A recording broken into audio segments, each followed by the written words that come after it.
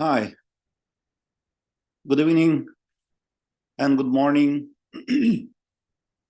and good noon, our participants from east of the world and to the west of the world. Good evening, if the Philippines, good evening, India, and good morning, United States. So thank you very much and welcome to our seminar, an international seminar online, Religion, Extremism and Digital Age, Navigating Challenges and Solutions. Dear participants, yesterday we had a pleasure of listening to insightful presentations from esteemed academics and thought leaders on the subject of religion, extremism, and the digital age. The discussions highlighted the emergence of new challenges alongside advancing technology, particularly the accelerated production and dissemination of misinformation and falsehoods with the widespread use of social media. It was emphasized that proponents of radical ideologies are leveraging this trend to their advantage. Today, we will continue our seminar with equally valuable presentations. I want to express my gratitude to all participants in advance. I wish everyone success. We have two sessions today scheduled. And the first session, we have moderator Dr. Salahuddin Koshidoti will be moderating the first session. Let me give you brief information about him. Dr. Salahuddin is an assistant professor in the Department of Hadith and Related Sciences at Darul Huda University, Islamic University in India. He earned his PhD in 2023 from the Department of Quran and Sunnah Studies at the International Islamic University, Malaysia, where his research focused on Sufi engagements with Hadith, with a particular emphasis on the works of Sheikh Abdul Qadir Jailani. Dr. Koshidoti completed his first master's degree in Islamic Studies at Darul Huda Islamic University, India, in 2010. Subsequently, in 2013, he pursued a second master's degree specializing in Hadith studies at IIUM. He served as an assistant professor at Darul Huda Islamic University until 2018, and in 2019 took a part-time lecturer role at the Department of Quran and Sunnah Studies at IIUM. He has also contributed to the book Hadith and Ethics through the lens of interdisciplinarity, edited by Mutaz Al-Khatib and published by Brill. So thank you very much, Dr. Salahuddin. Please, the floor is yours.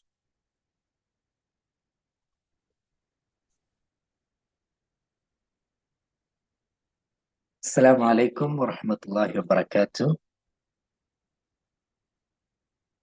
Thank you, everyone. Am I audible, Doctor? Sorry, yes. Okay, good.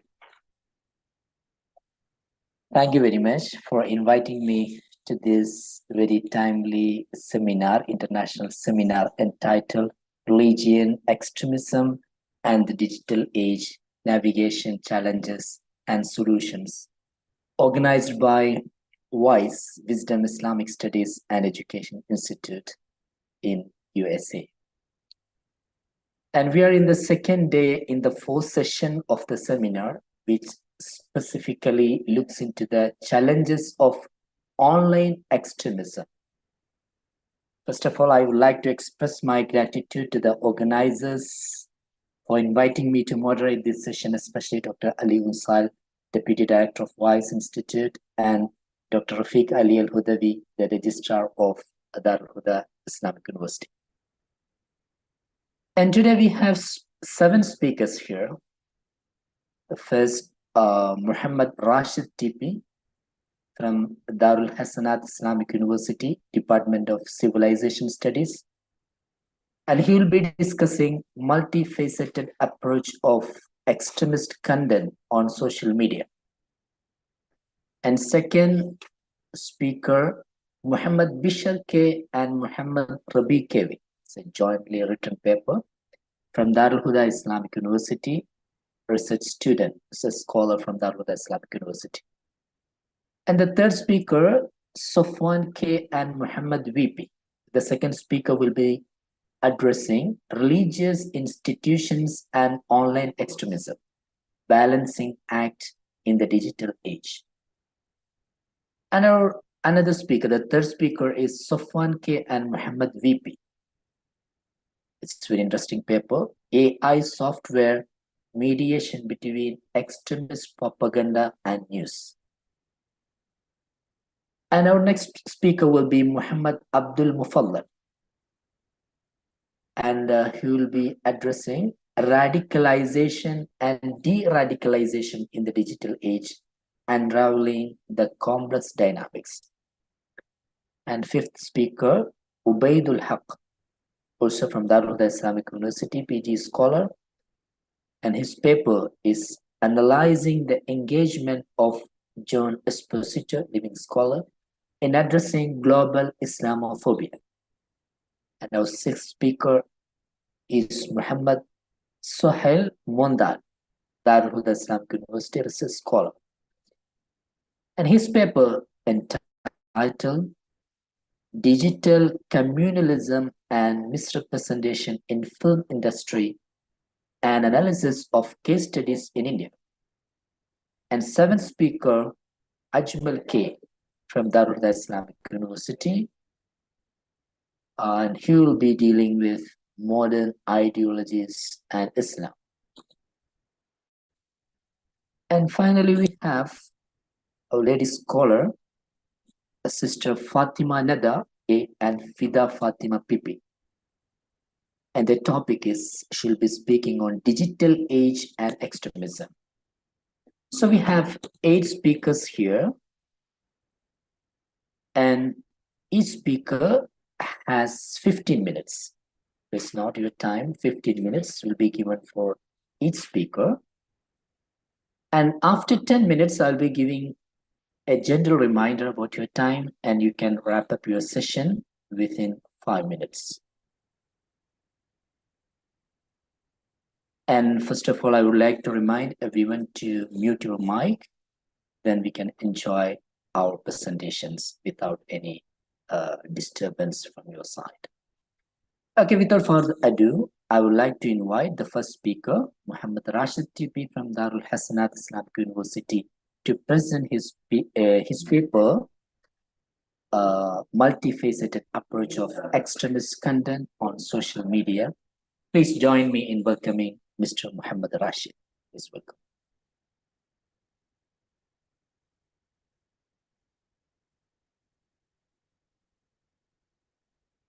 Muhammad Rashid.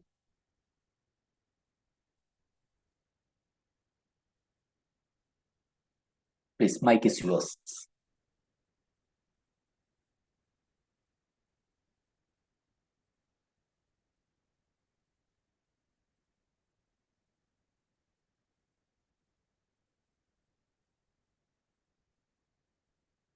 If Muhammad Rashid is not available, let me go to the next speaker. I can wait for Muhammad Rashid at the end of the session. Let me invite Muhammad Bishar K. Is he available here, Muhammad Bishar? The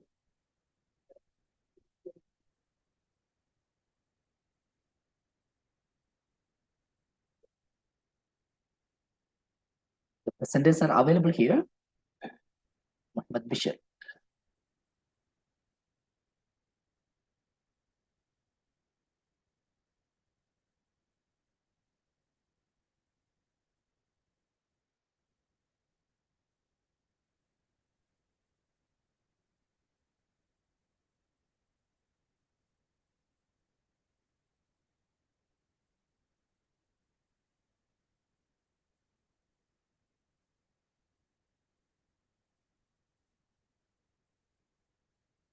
Yeah, but sorry, I can get the response from the second speaker as well.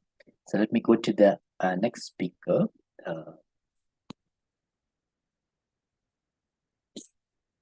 Dr. Mufallal, Abul Mufallal. Can I go to the Dr. Muhammad Abul Mufallal? Available here?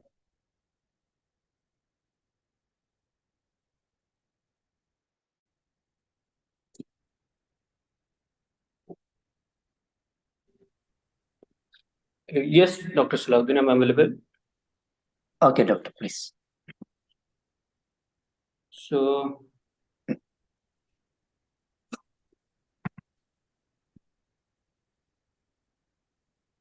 Dr. Mufallal will be presenting radicalization and de-radicalization in the digital age, unraveling the complex dynamics. Oh, mic is yours. Please come.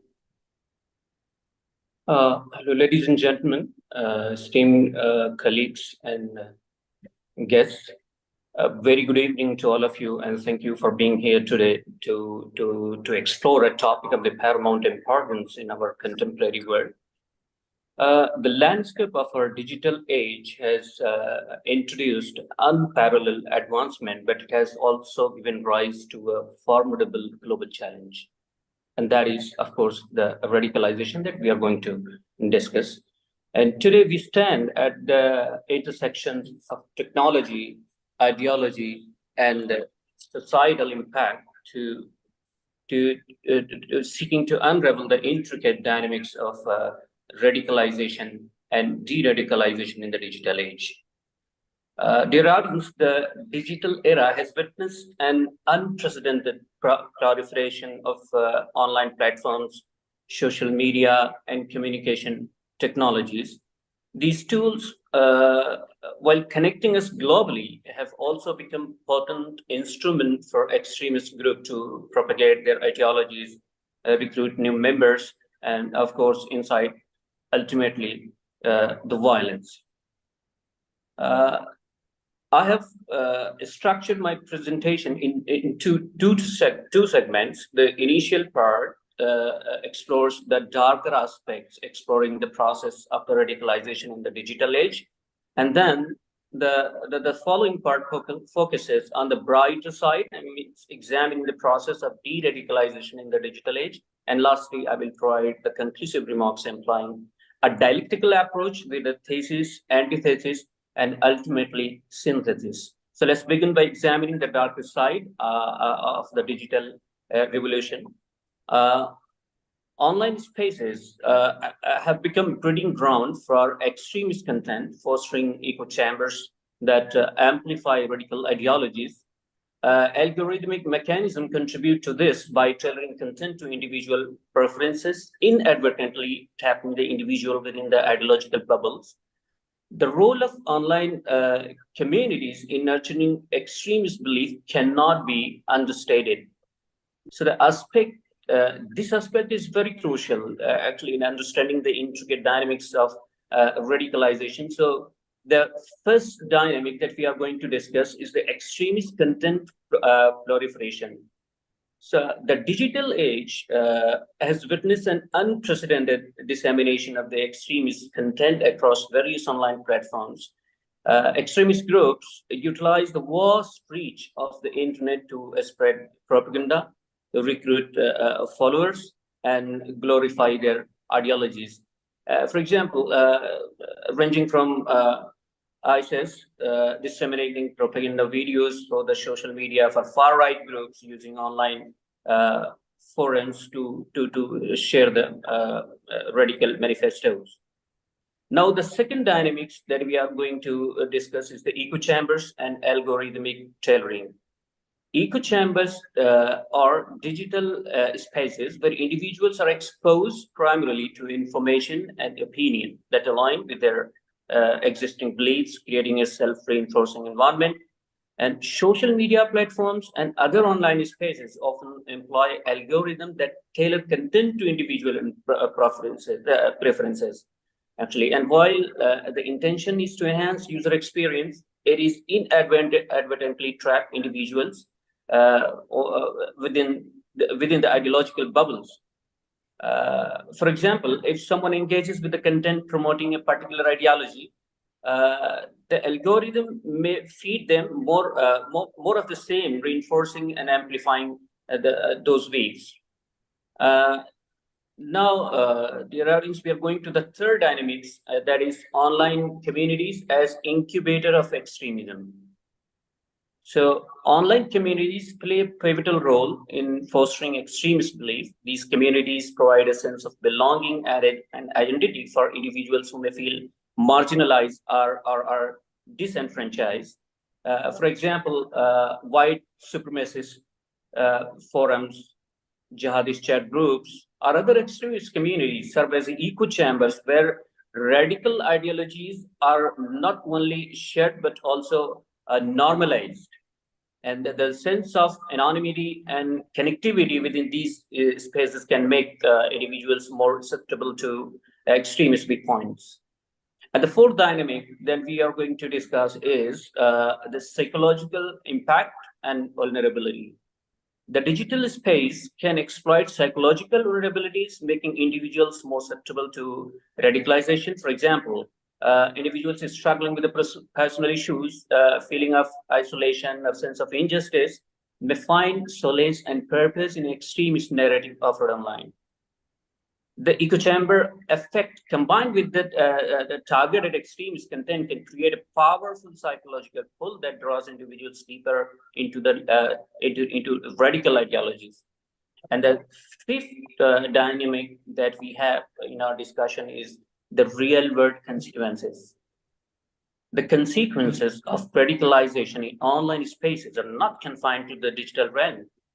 Numerous real-world incidents, such as terrorist attacks and hate crimes, have been linked to individuals radicalized through the online platforms. The digital environment provides a virtual breeding ground for extremism and impacts spills over into the physical world. And now, after these five dynamics, let's have dig into the psychological and socio-political factors that often render individuals vulnerable to radicalization in the digital space. The interplay of these factors contributes to the complexity of understanding why certain individuals may be more susceptible to extremist ideologies on online. So first, let's take the psychological factor. There are several factors, beginning from the identity crisis. Individuals undergoing an identity crisis, whether due to their personal, cultural, or societal reasons, may be drawn into the online spaces that offer a clear and rigid sense of identity. Extremist group often provide a simple and unambiguous worldview. There is no doubt about appealing to those grappling with the uncertainty. And then the second psychological factor is alienation and isolation. Feeling of the alienation and isolation can drive individuals to seek connection and purpose online. So extremist communities with their sense of belonging and shared identities can be attractive to those who feel marginalized or isolated in offline world. And the third psychological factor that we may discuss is the personal grievances. Personal grievances, whether real or perceived, can fuel resentment and anger into the people who are prone to be the extremists. And the extremist narrative often exploit these grievances, offering a seemingly justifiable outlet for frustration and sense of empowerment through radical action. The fourth factor of into the psychological realm, we have the cognitive biases. Cognitive biases such as the confirmation bias and selective exposure these are also playing a very important role in reinforcing the existing belief. Online platforms through algorithms that tailor content to individual preferences can inadvertently amplify these biases, creating echo chambers that insult individuals from diverse perspectives. And now we are these are some psychological. You have 5 more minutes. Now I will keep it fast. So next we are going to discuss the sociological factors, and since already we are running short of the time, so I will keep it in a faster manner. So first point is the political instability. Second is economic disparities, discrimination and injustice, propagation of extremist narratives, and recruitment tactics. Now, the first darker side we have so far discussed. Now we are coming to the brighter side and the process of de-radicalization. Contrastingly, the digital age has paved the way for innovative approaches to de-radicalization, utilizing the same technologies that fuel radicalization. Online interventions, counter-narratives, and digital rehabilitation programs have emerged as a powerful tool in countering the extremist ideologies and facilitating the disengagement of the radicalized individuals. Peer supports, peer support networks, former extremists, testimonials, and the potential for the online spaces to provide anonymity and safety have proven instrumental in the de-radicalization process. And so we may explore the contrasting aspect of the digital age, how it's paved the way for the innovative approaches to the de-radicalization. The same technologies that fuel radicalization can be harnessed, can be used, can be utilized to counter the extremist ideologies and facilitate the disengagement of the radicalized people. And those the elements that we can discuss in the de-radicalization process. The first, we can take the online intervention. Digital platforms provide a unique space for the interventions and at straining the individuals away from the radical ideologies. Counter narratives, we can create the counter narratives, countering extremism narratives with alternatives. More positive messages is a key strategy in digital realm. And the third is the digital rehabilitation program, peer support networks, former extremist testimonials, anonymity and safety in online spaces. So, and then there is very important factor that I wanted to discuss, but due to the shortage of the time, I might not go deeper into the subject, but I will go through it for 1 minute. And that is the ethical and legal dilemma surrounding the digital counterterrorism efforts, particularly in the context of the surveillance, privacy, and the freedom of expression. The use of digital technologies to combat extremism raises significant concern that must be carefully considered. The first the thing that in this we can take the surveillance and privacy concerns, and of course the mass surveillance. Governments and intelligence agencies often employ digital surveillance tool to monitor online activities and identify potential threats. However, the mass collection of the data raises concern about the privacy infringement. The indiscriminate surveillance of individuals, even those not suspected of any wrongdoing, challenge the principle of privacy and personal freedom. The tension between the security imperatives and individual privacy right is a delicate balance that policymakers must navigate.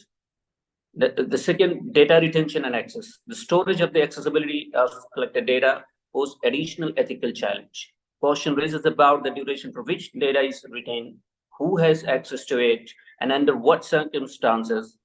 Striking a balance between preserving the crucial intelligence for the national security and protecting individuals' right to privacy is a complex task.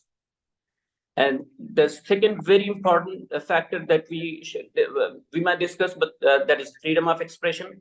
And the very important part of it is the content regulation. Efforts to counter online extremism often involve regulations and removing content that promotes violence and radical ideologies. However, defining boundaries of acceptable expression without infringing upon the freedom of speech poses a significant challenge, of course, again. And it's striking the right balance between between combating extremism and allowing the diverse opinion is essential to avoid unintended censorship. And the second factor is the algorithmic bias. The algorithm used by the online platforms to identify and review extremist content may inadvertently lead to bias. automated system may disproportionately target certain groups or ideologies, potentially stifling legitimate discourse. And ensuring transparency and accountability in the development and implementation of such algorithm is critical to maintaining the democratic value of the of free expression. And thank you, Doctor. So now I'm coming to my conclusion, and this my talk was about to underscore the urgency of addressing the radicalization in digital age is a critical societal concern. So we have a holistic perspective and the multifaceted factors driving radicalization and innovation strategies implied in the realm of radicalization. Thank you for your patient hearing. Thank you very much. Thank you very much, Dr. Mufallal, for this wonderful enlightening presentation. I'm sorry for interfering in this very interesting presentation, but due to time constraint, we have to go to the next presenter. And I would like to welcome Fatima Nada and Fida Fatima. This is a paper co-authored by this Fida Fatima also. I would like to invite Fatima Nada to present this paper. Please join me in welcoming Sister Fatima Nada. Fatima Nada, mic is yours.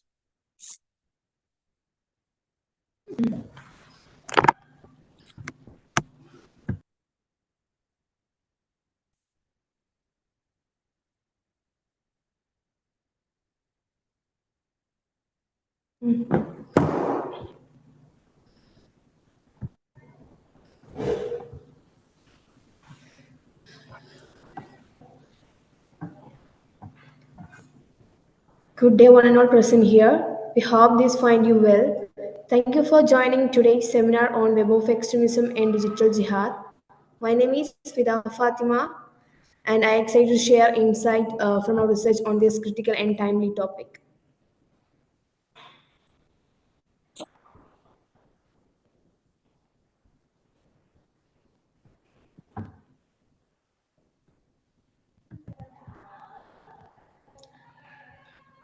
Today,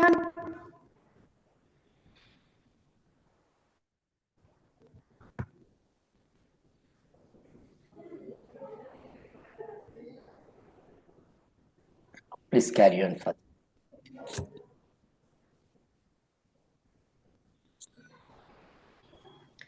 Today, I'm thrilled to share insights from my research paper, Web of Extremism, Digital Jihad. In this exploration, we are diving into the heart of the digital era, where extremist ideologies are not just present but escalating. The significance of this research, it's not just academic curiosity. It's about understanding the intricate dance between cyberspace and radical ideologies. The virtual world has become a powerful amplifier for these ideologies, and the implications are far reaching. This isn't just about bits and data, it's about the urgent need for global security. So, buckle up and let's unravel the complexities of extremism in the age of internet. All right, let's unpack the evolution of communication methods. Picture this throughout history. Extremist movement adapted the communication strategies like a chameleon changing colors. From hushed meetings to printed pamphlets, every era had its tool. But there is a game changer, the internet. It didn't just offer a new tool, it transformed the entire game. Now, the impact of online platforms. It colossal social media forums, the whole shebang. The internet became this massive playground for extremist ideologies. It's like they upgraded from a local stage to a global arena. Decentralized networks, globalized narratives. It's a whole new ball game. It's changing how we understand and counter extremists. Let's dive into these dynamics. Next, let's talk about the shift to cyberspace. Imagine the digital realm as this was uncharted territory for extremist ideologies. It's not just a shift, it's like they discovered a new frontier. Online platforms opened up possibilities that we couldn't have even dreamed of. If were the game moved from physical battlegrounds to this virtual arena. Now the challenges. Decentralized International networks entered the scene, making it like a game of cat and mouse. Extremist groups leverage the anonymity and accessibility of the internet, creating interconnected communities that play by different rules. And then there is a globalization of extremist narratives. Online platforms make ideologies borderless. It's not just a local issue anymore, it's a worldwide challenge. Wrapping our heads around these challenges is crucial as we navigate the shadows of digital jihad. Let's break it down. Let's tackle the digital jihad conceptual framework. First thing first, what is digital jihad? Think of it as this dynamic force within online extremism. It's where technology and extremist ideologies shake hands. We are not we are not talking about physical battlefields. We are talking about a virtual realm where information and influence become the weapon of choice. Now let's dive into the ideological deep end. What are the underpinnings and goals of digital jihadist movement? At the core, it's about extremist narratives finding a cozy home online. This internet becomes a stage for recruitment, propaganda, and psychological warfare. It's not just about immediate recruitment, it's about creating virtual communities, shaping perceptions, and exerting influence globally. This conceptual framework gives us the lens to analyze this intricate dance between technology and jihadist ideologies. Let's unpack it. Now I will pass the baton to Neda to continue our journey. Stay tuned for the in-depth exploration of methods of online propagation, motivation, and pathways to radicalization and countermeasures. Neda, please. Okay, myself Fatima Nada. Okay, thank you for Fida Fatima for the illuminating insights into digital jihad. Building on that foundation, let's embark on the next phase of our exploration. Today we delve into the topic web of extremism and the digital jihad. So I'm thrilled to guide you into deeper part of this topic. Okay, first of all, let's dissect the methods of online propagation. So, we are talking about the nuts and bolts of how extremist ideologies spread in the digital realm. So, first up, social media, the powerhouse, think Twitter, Facebook, Instagram. This platform provide extremists an unprecedented reach. It is not just about posting. Uh, it is about curated content, live streaming, and targeted advertising. Social media is like a town square where extremist ideologists set up the shop. Then the forums and the online communities enter the scene. These are like virtual meeting grounds where like-minded individuals converge.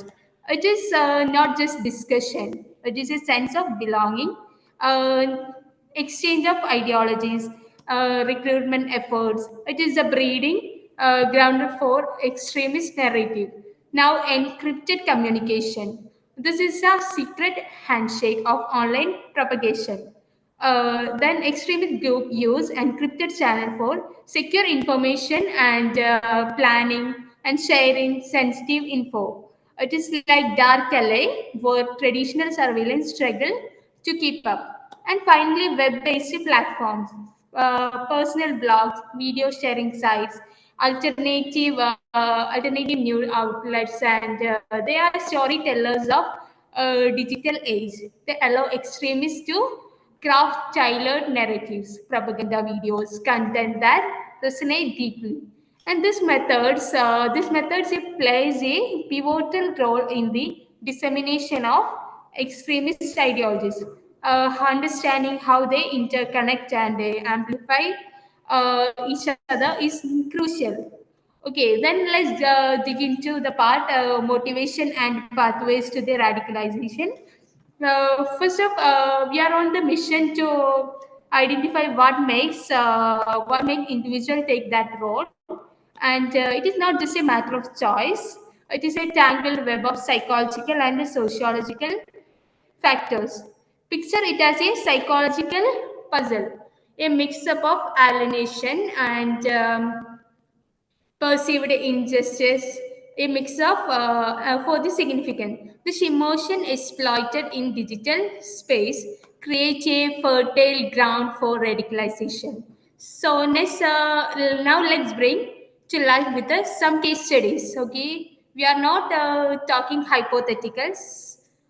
We are diving into real world instances that unveil the diverse pathways individuals navigate on their journey to extremism. So the case number one is it is about finding solace and purpose within one online extremist communities. It is not just a group.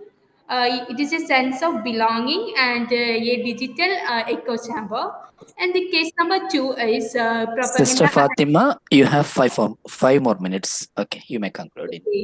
The case number two is propaganda and psychological vulnerability. We are peeling back to the layers to understand how targeted propaganda exploit vulnerabilities. And now let's tackle into the countermeasures and the challenges.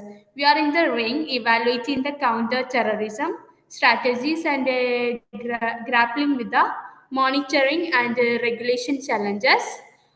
Here, it is not just about what works, it is about facing challenges head on, the hurdles in safeguarding of our digital space. Okay, then the adaptive technologies, community engagement, education stuff into arena. It is not just about countering, it is about being agile, involving communities and educating the next line of defense. Now let's move on to the interdisciplinary insights. It is like assembling the Avengers of the knowledge. We are giving credit where it is due. Technology, sociology, and the counter-terrorism studies. It is not just about one forms of a robust foundation, and it is the symphony of insights that forms the magical word here is holistic. It is not just about understanding the parts, it is about weaving them together into comprehensive strategies. So, finally, let's move to the data analysis. Imagine it as our digital magnifying glass. We are showcasing the results, the nitty gritty of our quantitative analysis. Here we use the average engagement metrics and sentiment analysis and even a speculative demographic distribution. It is not just about the numbers, it is about understanding trends, emotions, and who is engaging with the content. As we bring this journey to close, let's underscore it is the crucial importance of the countering digital extremism. It is not merely an academic pursuit. It is about safeguarding our digital landscape, our communities, and the global fabric connects it all. The challenges are vast and the terrain complex, but the urgency is undeniable. Now, it is not the conclusion without the call to action. This is our rallying cry for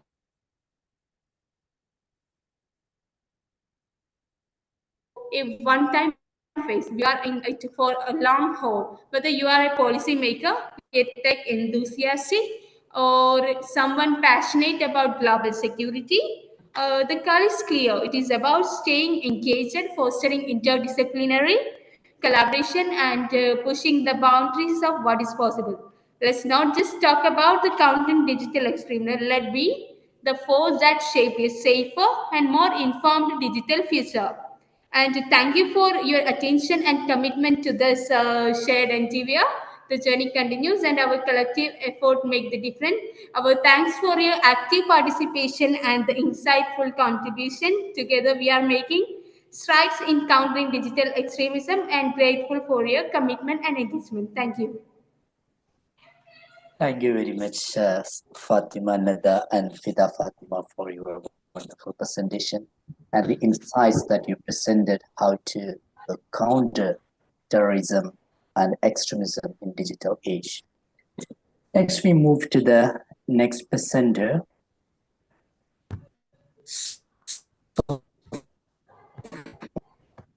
Sufwan K and Muhammad VP. Sufwan K and Muhammad VP. I hope they are present here? Okay. Okay, I'm please. here. Okay, please. I welcome Yes. presenters, Sofwan K and Muhammad Ribi, to present their paper, AI Software Mediation Between Extremist Propaganda and News. Welcome.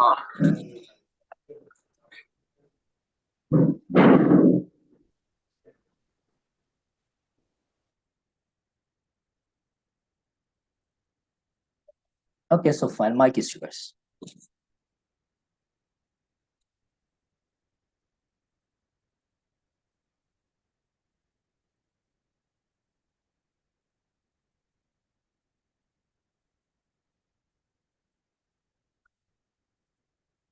Sofwan, you are not audible now.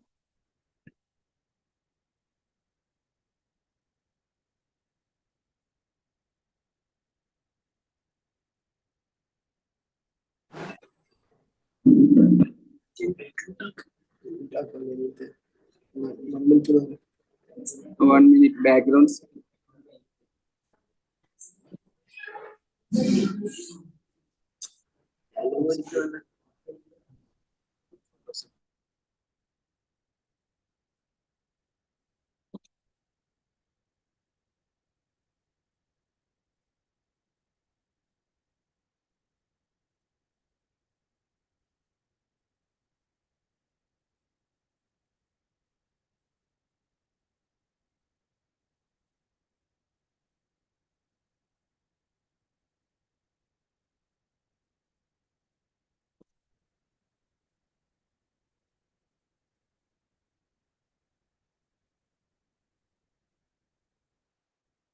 Sofwan, we are waiting for you.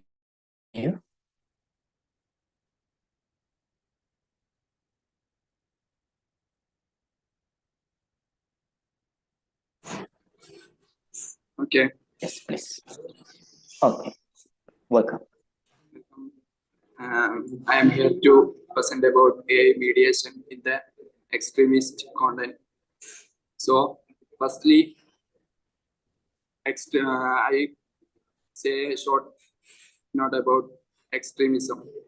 So, extremism is a broad term that can be difficult to define. Generally, it refers to the holding of extreme views that are far outside the mainstream of a society. These views can be political or religious or social in nature. Extremists often believe that their views are the only correct ones and that they are justified in using any means necessary to achieve their goals. So I next telling about some characteristics, mainly intolerance. Extremists are often intolerant of those who disagree with them. They may view them as enemies who need to be eradicated. The second characteristics is authoritarianism. Extremists often believe in strong and centralized leadership. They may be willing to give up individual freedoms in order to achieve their goals. The main challenge and considerations were firstly algorithmic bias. AI models are trained on data sets that may inadvertently reflect existing societal bias. And manipulation and misinformation, AI can be used to create highly realistic but fake content which can be used to spread misinformation and manipulate public opinion.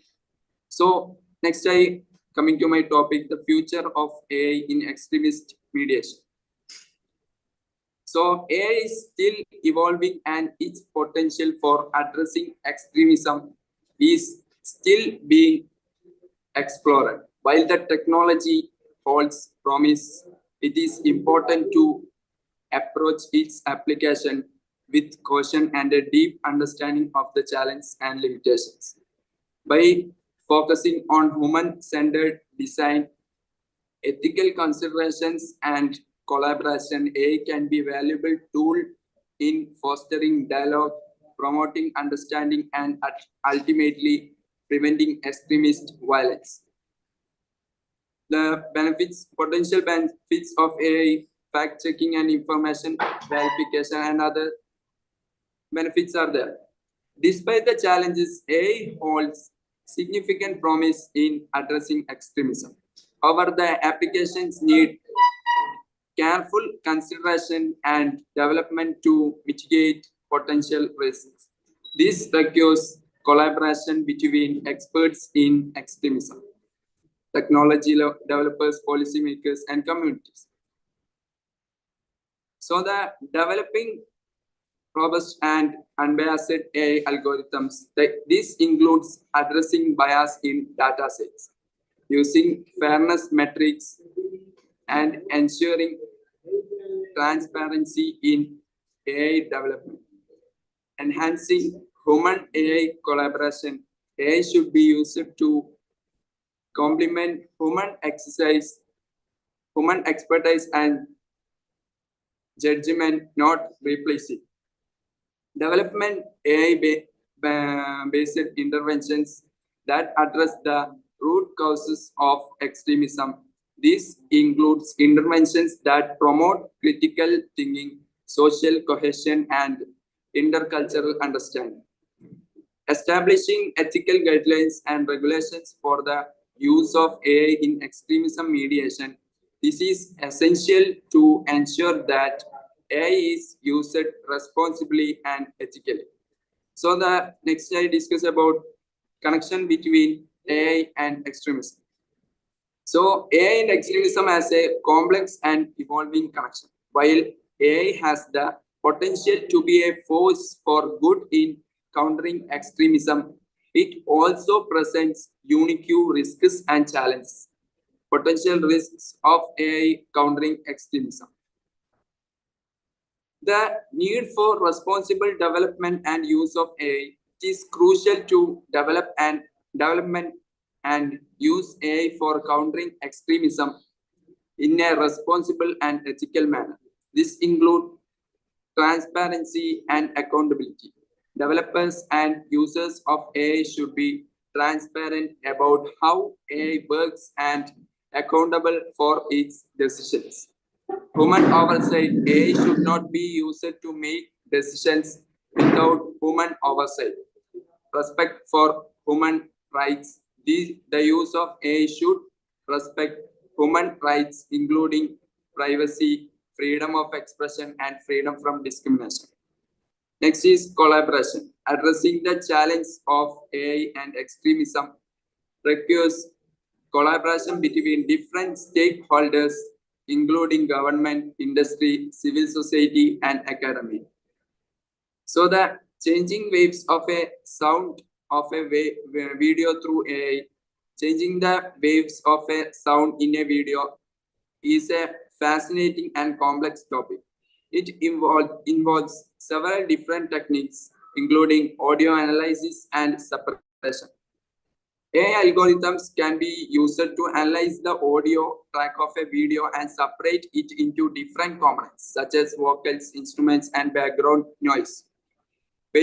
Next one is wavefront manipulation. Once the audio components are separated, AI can be used to manipulate their individual waveforms. These can involve techniques like frequency filtering. AI can selectively remove or boost specific frequencies to change the sound of the audio. Next one is time stretching and compression. AI can stretch or compress the audio over time, changing its pitch and tempo. Waveform splicing and mixing. AI can cut and paste different parts of audio waveform or combine waveforms from different sources to create new sounds. The third one is audio synthesis and generation. AI can be used to generate entirely new audio content that matches the style and tone of the existing audio in the video. This can be used to fill in missing sections, create sound effects, or even change the language of the audio. Next one is real-time audio processing. So AI far, can be you have 5 more minutes. Okay. real-time audio processing. AI can be used to process audio in real time, allowing for dynamic changes to the sound of a video as it plays. This can be used for creative effects or to adapt the audio to the viewer's environment. So AI and violent extremism, the relation between AI and violent extremism is challenging and constantly changing. While AI can contribute to proliferation of extremist content, it can also help counteract it. So AI to fight extremist content online, AI also offers potential solutions in the fight against online extremism. Massive amounts of data can be analyzed by machine learning algorithms, which enables law enforcement and internet companies to track and identify extremist activity. AI helps find and remove extremist materials from online platforms by recognizing and prioritizing harmful content. AI is used in counterterrorism operations to break up recruitment networks, monitor the dissemination of propaganda, and protecting individuals vulnerable to extremism. So, at last, data anonymization and pseudonymization. Given that the AI application presents in the report entail the processing of personal data, techniques such as anonymization and pseudonymization are key for the protection of the right to privacy. Although sharing some similarities, anonymization and pseudonymization are distinct concepts. It should be noted that anonymized data is still personal data as long as the anonymization is not irreversible, as with appropriate skills or technology, the data could be linked back to individuals or groups. So I can conclude. Thank you very much, Sofwan, Mr. Sofwan and Muhammad VP, for this very impressive, insightful presentation. It's looking how we can use AI to counter terrorism in this modern time. Now we have to move to the next presenter, Ubaidul Haq. Ubaidul Haq, a PG scholar from Darul Huda Islamic University, is going to present analyzing the engagement of John Esposito, Professor John Esposito, in addressing global Islamophobia. Ubaidul Haq is here, present here. Mr. Ubaidul Haq.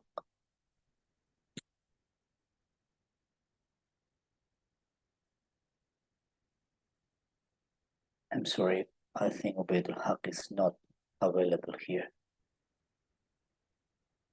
Let me move into the next speaker, Muhammad Salih Mundal. Is it available? Muhammad Salih Mundal.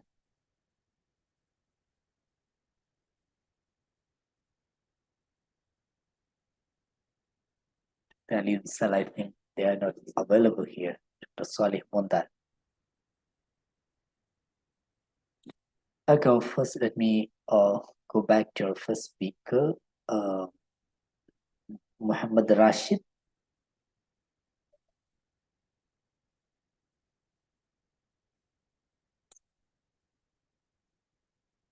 And our second speaker, we were waiting for the second speaker. Hello, I am Muhammad Yasin. Muhammad Yasin.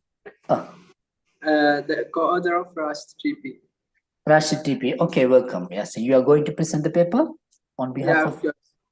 Oh, okay, Muhammad Rashid. Okay, Yasin, please come to the mic. Mic is yours. Please join me in welcoming Muhammad Yassin to present his paper on multifaceted approach of extremist content on social media. Please join me in welcoming Muhammad Yassin. This paper is jointly written by Muhammad Rashid and Muhammad Yassin. Muhammad Yassin is going to present. Okay, please welcome him. Okay. Hello, I am Muhammad Yassin from Kerala. I am studying at Darul Hasanat Islamic College, the affiliated college of Darul Huda Islamic University. And my topic is the social extremism content on social media.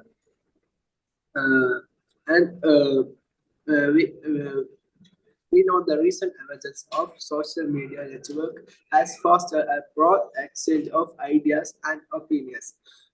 This stems from the unique characteristics of the medium, which include anonymity, minimal barriers to publishing and negligible cost of publishing or accessing content. And the social media network are often exploited by so-called extremist groups in order to operate anonymously, promote radicalized views, and recruit new members worldwide. And young people are especially at risk. For example, the Islamic State of Iraq and the Levant, it means ISIS, a terrorist organization, has used social media networks extensively for recruitment purposes by getting almost all of its propaganda campaigns from physical venues to online networks, thereby raising more funds and attracting more manpower in the digital environment. Unfortunately, terrorist groups exploit the characteristics of social media networks. Currently, online channels are intensively used by terrorist groups to promote their extremist views and attract new recruits around the world. And young people are frequently targeted. With the availability of social media networks, terrorist organizations, particularly ISIS, have migrated their operation from physical locations such as mosques and houses to these platforms to disseminate propaganda, raise funds, and recruit manpower. The origins and my first chapter is origins and motivation. This extremist content on social media stems from a variety of sources, including ingrained religious influences as well as political and socio-economic grievances. And developing effective strategies to counteract the impact of extremist content on digital platform requires an understanding of the motivation and the sources behind its creation and dissemination. And it has so many factors like political factor, social, economic factor, religious influences, psychological factor, or their identity or ideological echo chambers, and like political factors in reaction to perceived injustices, political upheavals, or ideological conflicts, extremist ideologies frequently surface. Social media gives people and organizations a forum to advocate radical political agendas, mobilize support and voice disapproval. And the second one is socio-economic factor. It means unemployment, social inequality, and economic inequality all play a part in creating a climate that is favorable to the spread of extremist content. Feeling left out by society, disgruntled people turn to extremist communities on social media as a virtual battleground to fight identity and comfort. And third one is a religious influence.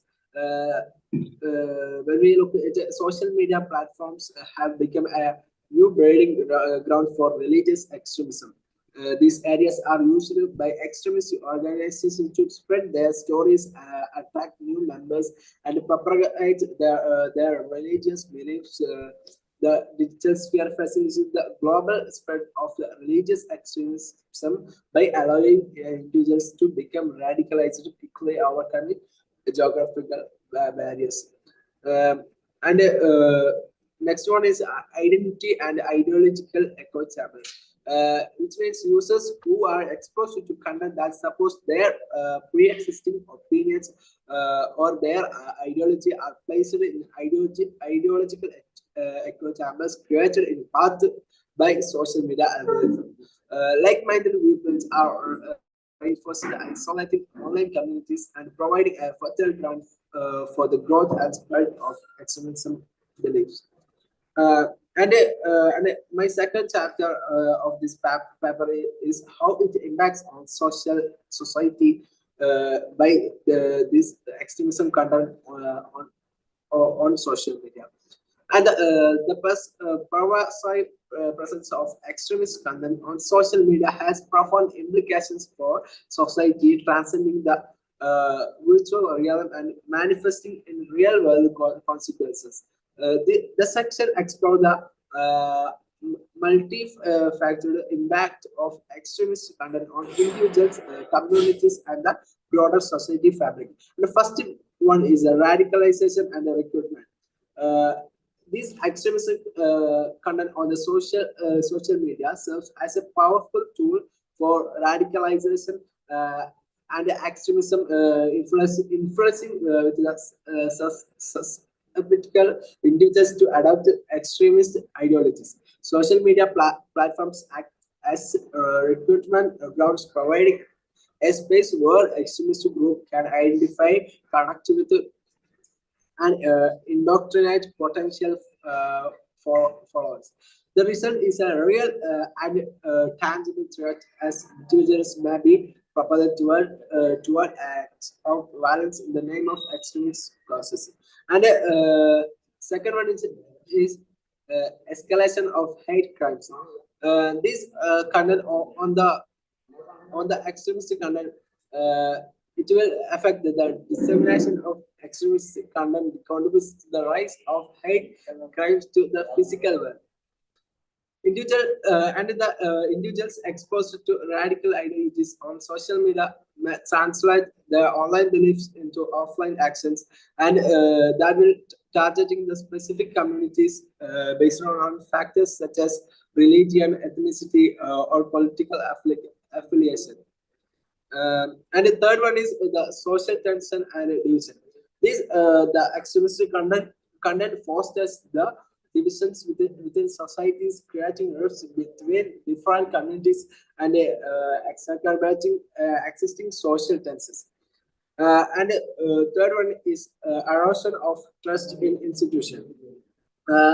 This the dissemination of extremist content can erode trust in societal institution, as individuals become exposed to the narrative that challenge established norms and institutions.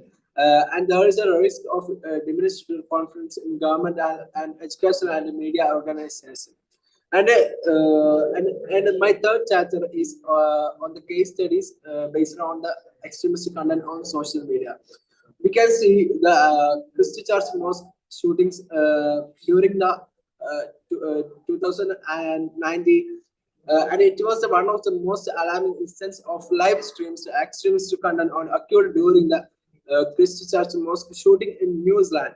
The perpetrator prior to the attack live streamed the horrifying act on Facebook, reaching a global audience. The video's rapid spread across various social media platforms highlighted the challenges platform face in preventing the dissemination of violent extremist content. And the second, another example of it, case study on it, Canon and the Capitol Riot. The Canon conspiracy theory gained prominence on social media platforms, particularly Twitter, Facebook, and YouTube. Followers of Canon, fueled by baseless claims and extremist narrative, played a role in the storming of the US Capitol on January 6, 2021. The incident underscored the real-world consequences of extremist content and its potential to incite violence. And Mr. Yasin, you have 5 more minutes. 5 more minutes. And my fourth chapter is challenges in and addressing extremist content on social media. And the battle against extremist content on social media is fraught with the complexities spanning technologies, technological, regulatory, ethical, and societal dimensions. And recognizing these challenges is essential for developing effective strategies to mitigate the impact of extremist ideologies in the digital space. And one of them is cross-border coordination. And these extremist ideologies are not confined by national borders, and their online presence often involves coordination across multiple jurisdictions and ensuring effective cross-border collaboration among law enforcement agencies, governments, and the social media platform is challenging due to differences in legal framework, cultural sensitives, and political consideration. And second one is algorithmic amplification. And the social media algorithms designed to maximize user engagement inadvertently contribute to the amplification of extremist content. Algorithm prioritize sensational or controversial material, creating echo chambers and facilitating the rapid spread of extremist narratives. And my fourth chapter is the solution for the among the technological solution. In this, the extremism, the battle against the extremist content on social media, technology can play a crucial role in developing proactive measures to detect, prevent, and counteract the dissemination of harmful ideologies. And there have some solution on the technological solution. And first one is artificial intelligence and machine learning. And this extremist content harnessing the power of artificial intelligence and machine learning algorithm can significantly enhance content moderation capabilities. These technologies enable platforms to analyze vast amount of data, identify patterns, and automatically detect and remove the extremist content on the social media. And continuous learning algorithm adapt to evolving tactics employed by extremist groups and improving the effectiveness of content moderation of over time. And second one is natural language processing. Natural language processing facilities that analyzes of written and spoken language, helping platform identify linguistic patterns associated with the extremist ideologies. And this natural language processing algorithm can detect the hate speech, extremist rhetoric, and coded language, enabling more nuanced and context-aware content moderation. And a future direction in addressing extremist content on social media. As the digital landscape evolves, future efforts to counter extremist content on social media must adapt and innovate.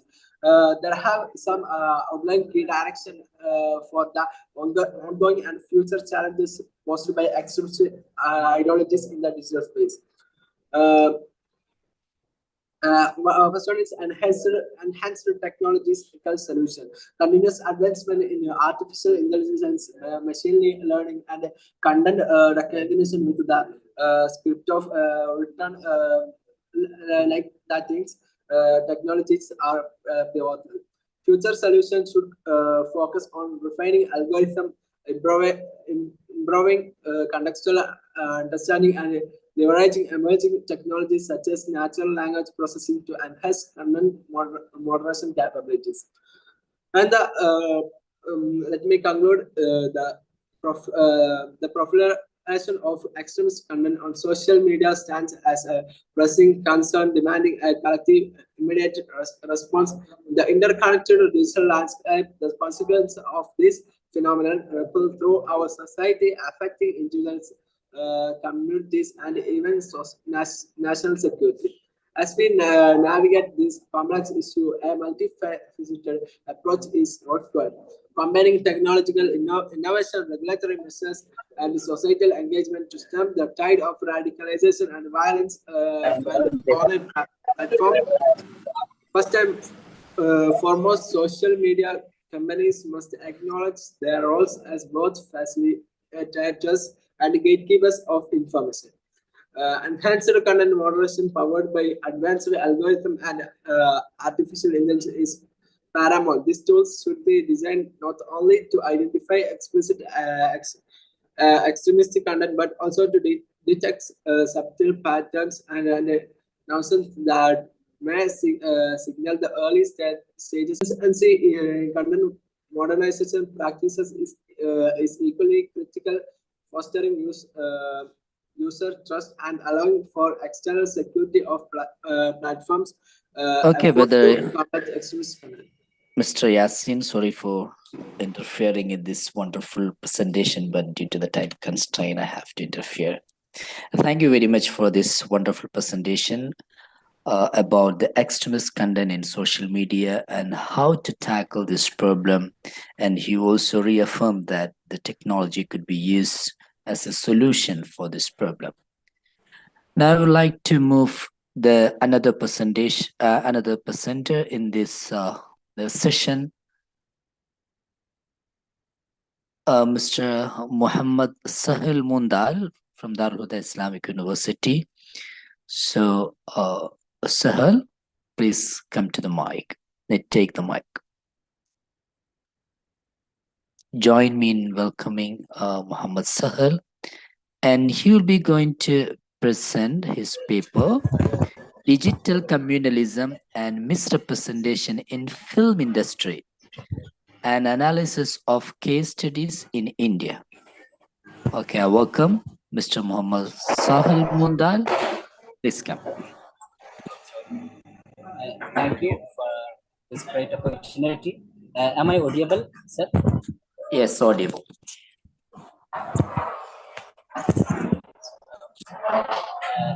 In this online seminar, first I am very happy to be here and present my work in front of you. So without further introduction, I would like to engage with my presentation. And now I am sharing my experience with you.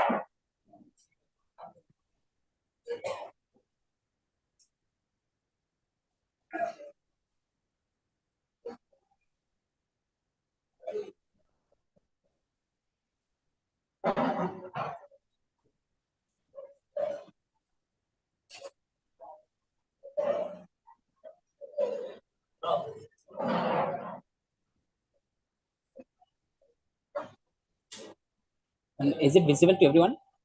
Yes, visible. Please carry on.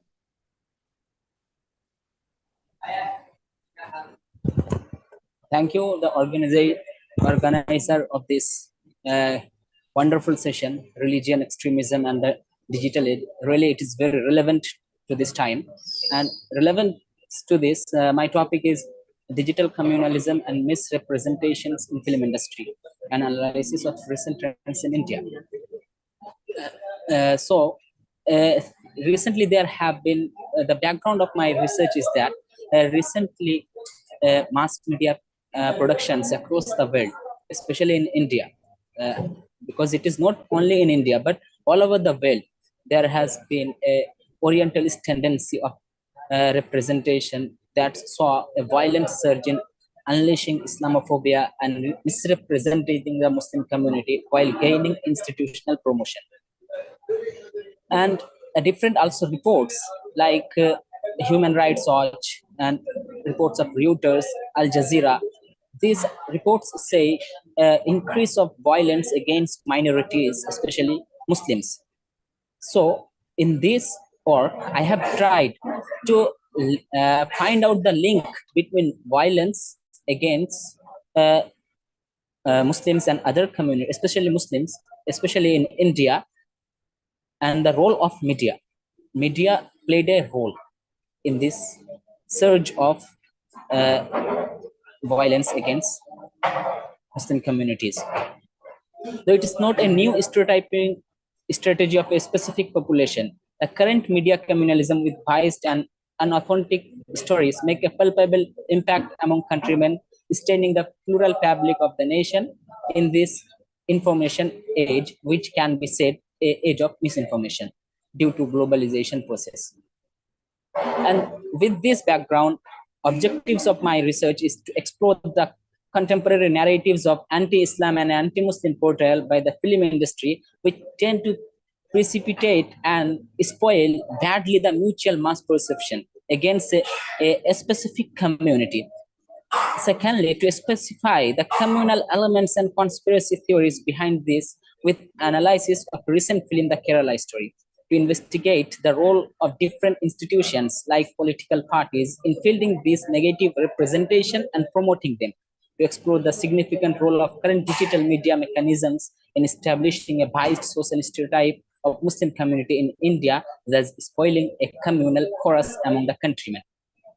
So with these objectives, I have followed a simple methodology with analytical and descriptive methods combining both some numerical and qualitative data.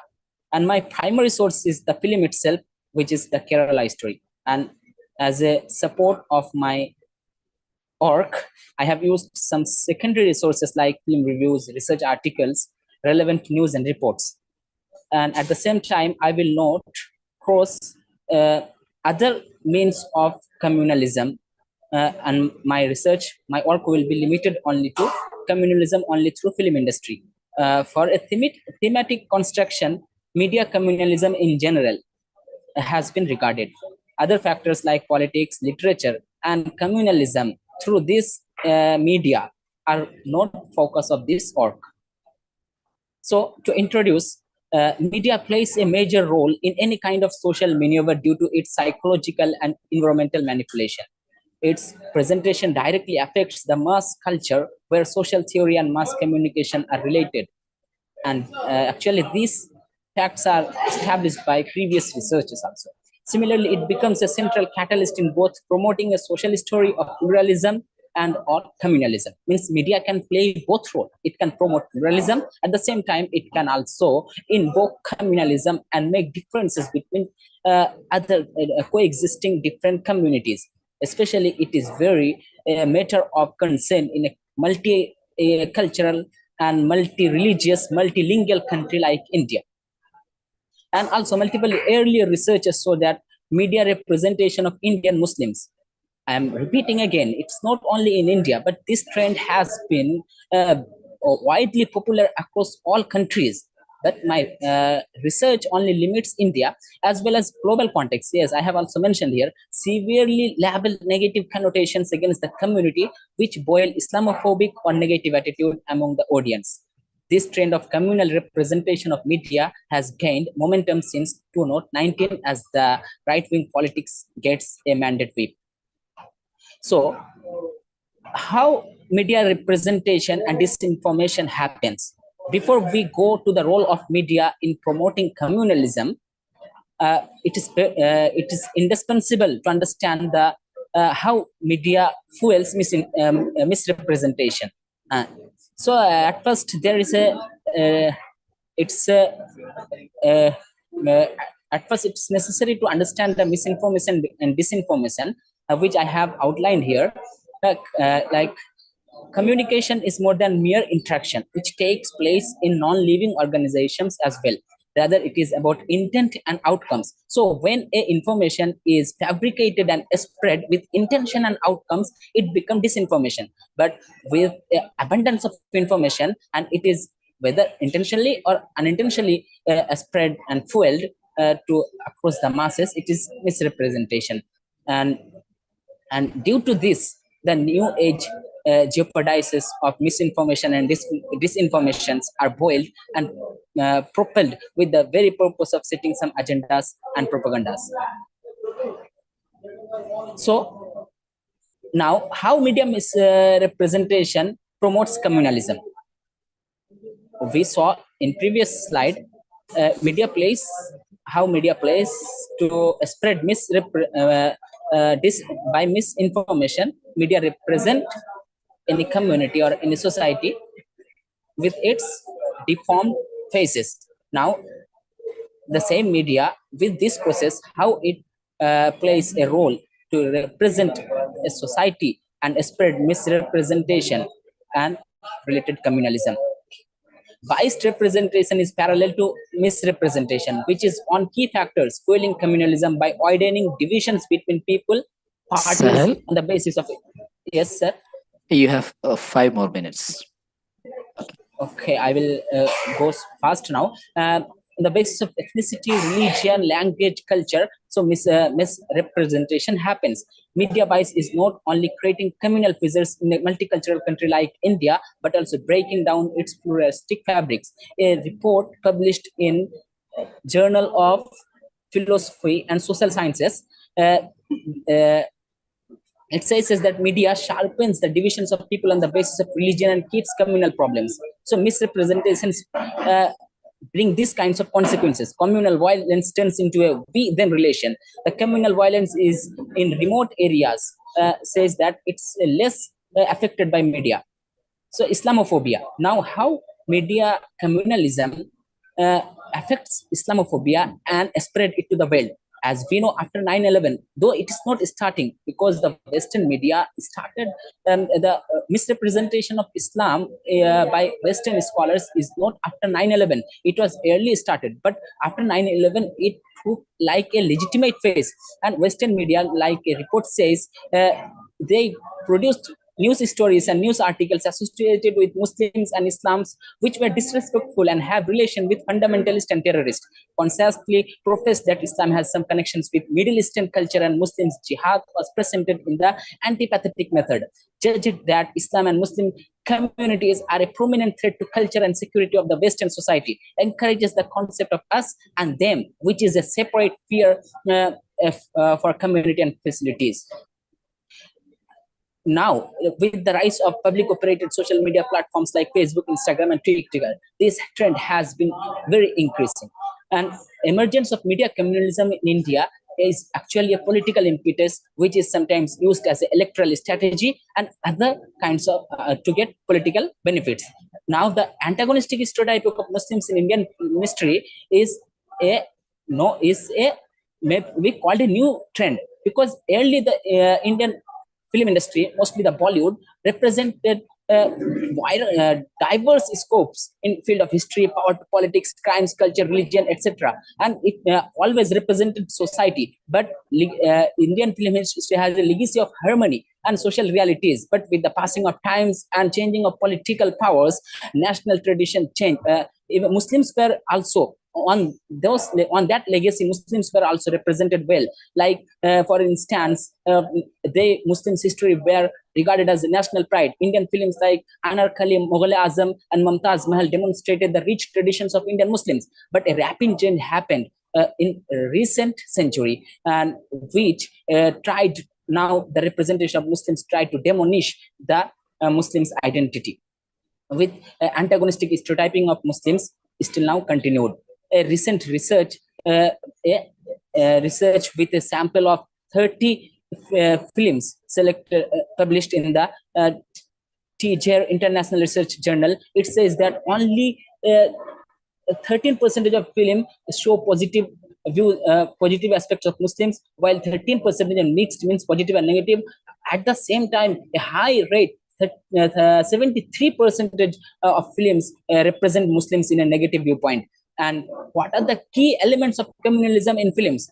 In this point, I have analyzed the Kerala story, which was recently released with a very widespread reactions in India and across the country. Some major angles where Muslims are negatively portrayed includes their historical vilifications, means social otherization and communal operations. And this film, directed by Sudipta Sen, was criticized as a propaganda film to demonize Muslims in multiple reviews and by experts. It was this film, labeled as a true story, shows how non-Muslims are indoctrinated by love jihad and join the global mission of Islamic State. Based on these claims were not supported by reliable data, and with political promotions, the actual manipulations invoking this actually highlighted text needs more explanation. With the constraints of times, I am only saying these specific elements of communalism that a film is consistent to create communalism, like political promotion. A film is promoted for electoral strategy, factual manipulation, invoking conspiracy theories, historical weaponizations, like sometimes Varangazeb will be referred to say that to create a otherization and to establish other conspiracy theories like love jihad and appreciation with all, especially in the Thank Kerala you story. very Even much. and these kinds of bad elements were included to spread communalism. And with this, my conclusion is that, one more minute, sir. My conclusion is that the media representation of Islam and Muslims in India, not only in India, across the world, is very pathetic nowadays, because Islam, they are only unleashing Islamophobia and misrepresenting the Muslim community while gaining institutional promotion. And these menaces should be eliminated with institutional escapes and governmental blockades. And with this, I conclude my presentation. Thank you, moderator, and all other dignitaries in this presentation. Thank you very much. Thank you very much, Muhammad Saleh Mondal, for your insightful presentation and explaining how film is used to promote communalism by extremists, especially in India, and explaining the case study as a case study, taking this Kerala story as a model or case study for this presentation, and how film is used as an electoral strategy in India. Thank you very much. Now we are moving to the next presenter, Ubaidul Haq. Mr. Ubaidul Haq, he will be presenting his paper entitled Analyzing the Engagement of John Esposito in Addressing Global Islamophobia. Please join me in welcoming Mr. Ubaidul Haq. Hello, sir. I'm audible? Audible, please. Okay. Thank you very much, the moderator and all the delegates of this prestigious platform, Voice Institute, and I would like to enlarge my sincere gratitude to them for giving me this chance. So verily, without any further introduction, I would like to jump up to my topic. My topic is analyzing the engagement of John L. Esposito in addressing the global Islamophobia.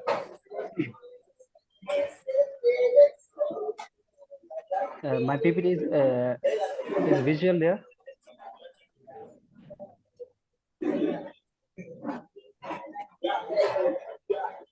Hello, my PPT is visual there.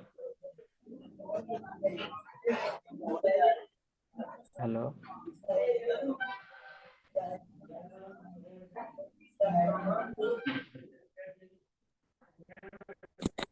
Mr. Ubaidul Haq, the side is visible, but we are having some problem with the background Hello. noise from your side. Okay, sir. Okay, sir. Okay, continue, please.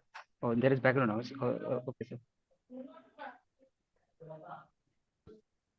So my topic is analyzing the engagement of John L. Esposito in addressing the global Islamophobia. Now it's clear? Yes, good. But you can make it bigger, the slide. Okay. So firstly, just a breakdown of my total presentation into just a few words. First, the overview, introducing my research, then methodology, then the personal life of John L. Esposito, sorry. Then his literary contribution, Islamophobia, the change of pluralism in 21st century. It's a main work of him in this field. Then his upcoming work, which is more crucial, then my findings and conclusions. So it will be very short and very short presentation. So next, just flip to my next portal. Yes, overview. Islamophobia is a continuous phenomena in Western society, especially after the 9/11 situation, 9/11 incident. So there is a variation. We should vary out the Islamophobia before the 9/11 and after the 9/11. So 9/11 is one of the most significant transitions position in Islamophobic rhetoric in Western area. So Western academia is always portraying Islam in another way. It started from the first, I mean, the 16th century after their Renaissance, all this process, then modernization, all this process. The Western Orientalism when started, I mean the Oriental studies when studies the Semitic languages and Semitic regions. Then the first they showed the Islam as a religion and the Arab people as a racial people in another figure on the basis of their culture, social, economy area, all this perspective.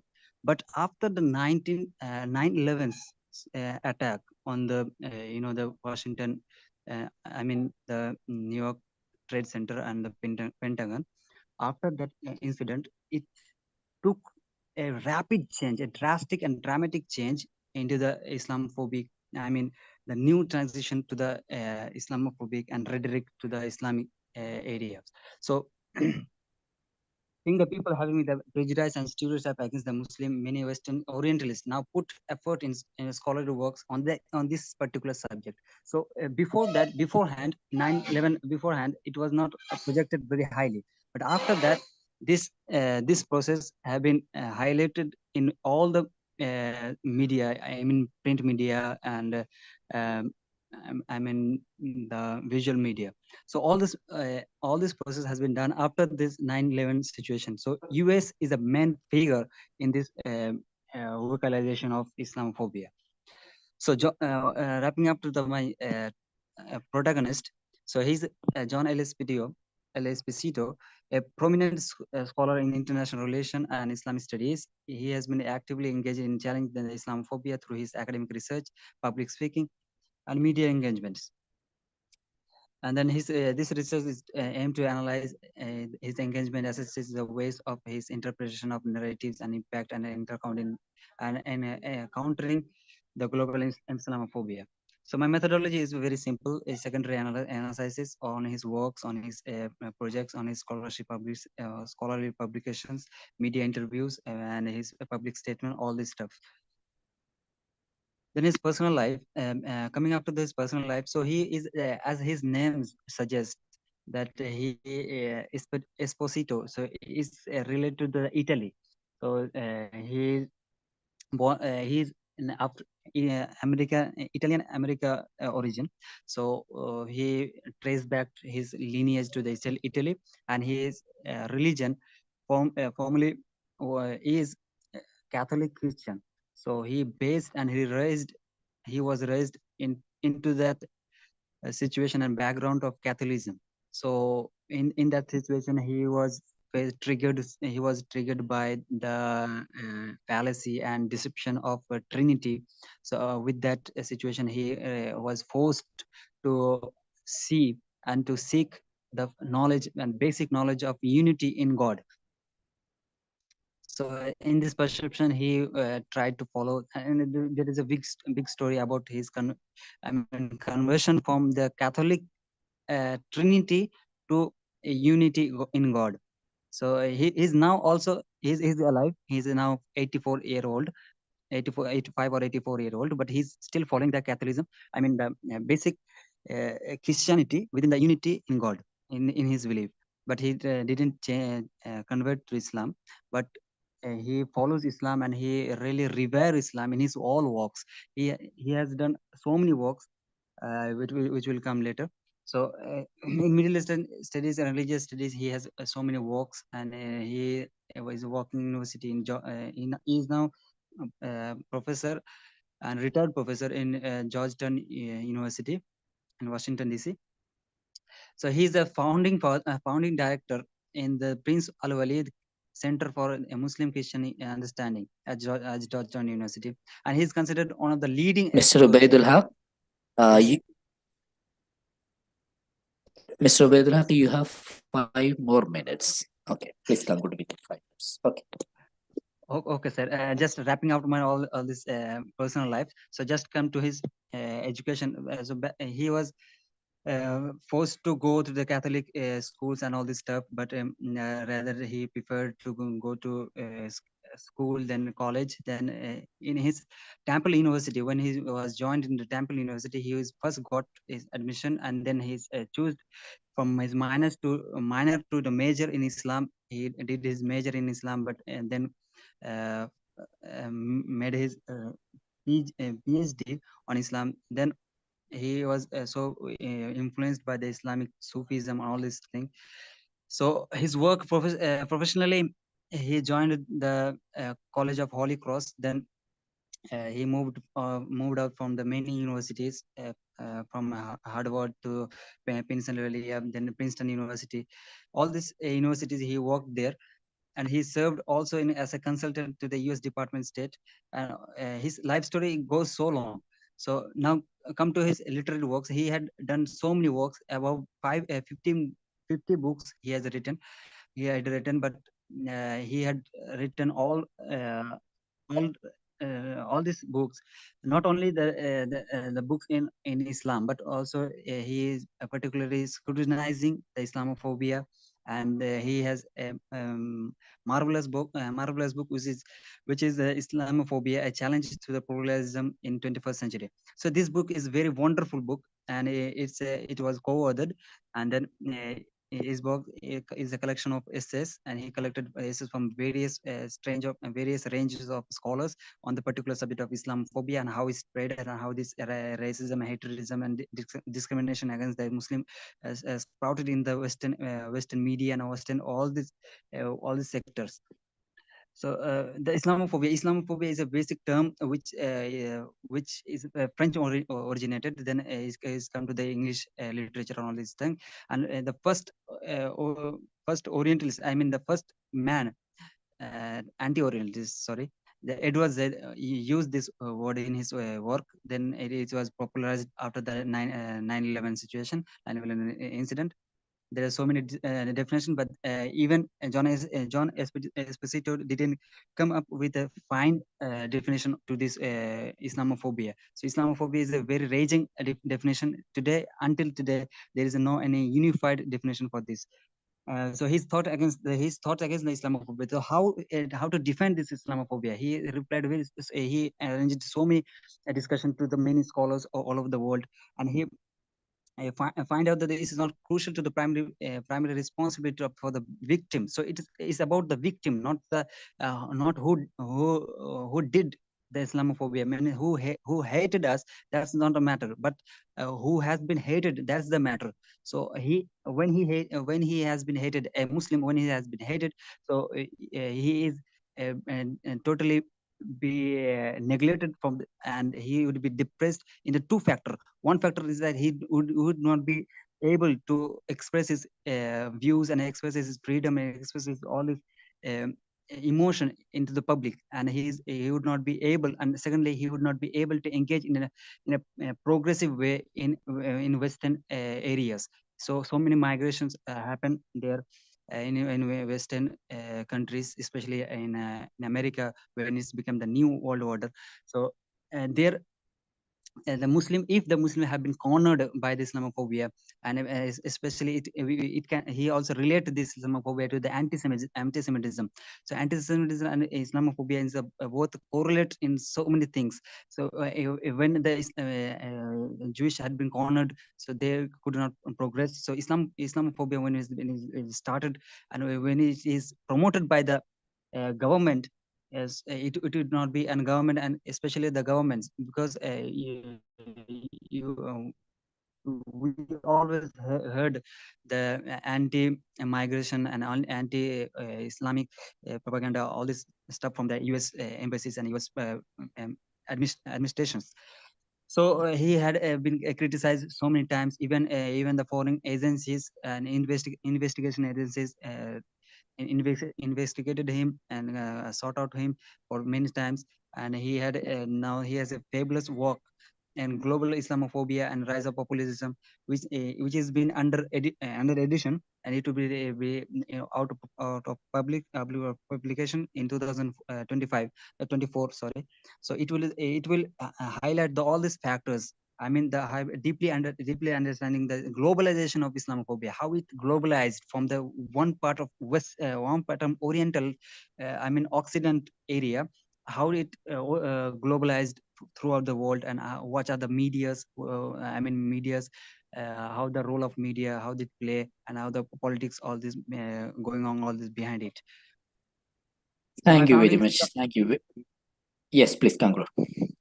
So my final conclusion is that John Esposito emerged as a beacon to scintillate the truth about Islam in the Western academia in 21st century, and is a great scholar from the Occident to vocal for the defense of Islam.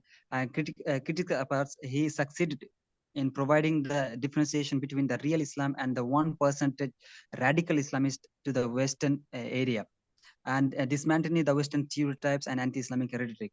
So John Esposito is a prominent figure that should be revered, and he should be generalized. His works should be generalized through all of the world. So that's my final appeal. So that's all. Thank you for your. Thank you very much, Mr. Ubaidul Haq, for your wonderful presentation on a very famous figure, Professor John Esposito. He is so famous, and you will comment on his works, that how his works contributed to give a very good picture, or the real picture, I can say the real picture of Islam to the West, not only to the West and to the global world. Thank you very much for your presentation. Thank you, sir. So here we conclude these presentations here. Now I open the question and answer session. So we had 6 presentations here. We had first presentation from Dr. Mufallal, Dr. Muhammad Mufallal, about radicalization and de-radicalization in the digital age, unraveling the complex dynamics. And also we had the presentation from Fatima Nada and Fida Fatima about the digital age and extremism, and also Sofwan K and Muhammad VP about the AI, how AI could be used to tackle the extremism in this new era, and also Yasin and Muhammad Rashid, and also Muhammad Mondal and Ubaidul Haq. Muhammad Mondal about the film, how it's used for communalist purpose, and also the final presentation from Ubaidul Haq on John Esposito. So now I open the session. So if you have any question, you have to specify to whom you are asking the question. Okay, please.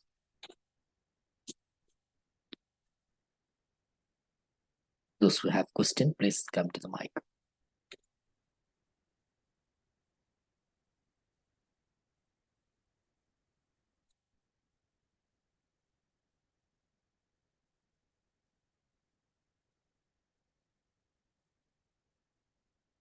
Question or comments or addings?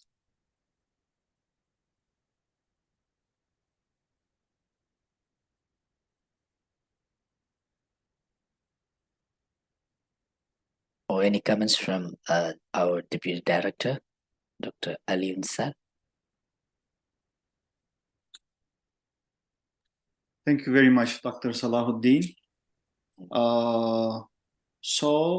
We finished first session with good presentations from young academicians and researchers. Thank you very much for everybody, the sincere contribution and participating, and especially Dr. Salahuddin, this wonderful moderation. So we have 15 minutes break time. Then we will start at 11 o'clock to a second session. Thank you very much for everybody. See you then. Thank you. Okay, so we are concluding this session here. Thank you very much, Dr. Ali Unsal, for inviting me for this moderation, and also all the participants from different places and different countries. I can see here many participants. Thank you very much for coming here, and also for the presenters for presenting their wonderful presentations and papers here. So we conclude here. Assalamu alaikum wa rahmatullahi wa barakatuh. Wa alaikum salam.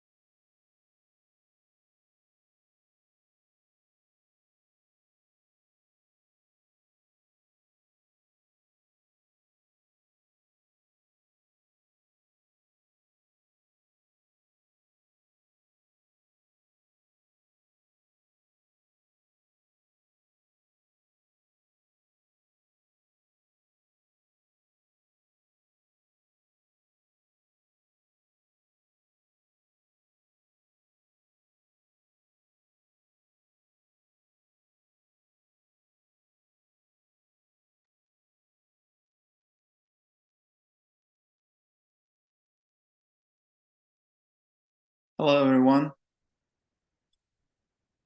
I hope everything is fine in India and in the Philippines. I know it's too late over there. Okay, let's start with the second session with Dr. Mufazzal. Dr. Muhammad Abul Mufazzal. Let me give you brief information about him. He's gonna be moderator in this session. Dr. Mufazzal has a PhD holder in Islamic archaeology. This accomplished writer and researcher has made significant contributions to the diverse fields such as study, research, media, as well as social and cultural activities.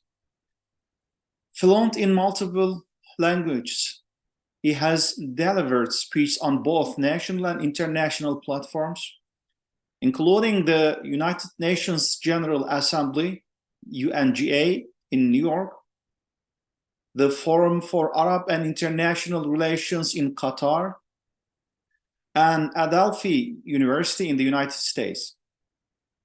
His portfolio includes numerous research papers and articles published in national and international journals and newspapers. Recognized for his expertise, he has received several long-term and short-term fellowships, and he has had the honor of representing twice at the United Nations Academic Impact Global Youth Forum in New York City. So, Dr. Mufazzal, please, the floor is yours.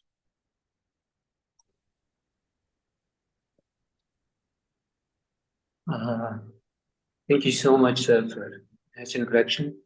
A very good evening to all of you, and welcome to the technical session 5, or the final session of our international seminar. And this technical session is titled Societal Impact of Extremism. And I'm honored to be the moderator for this session.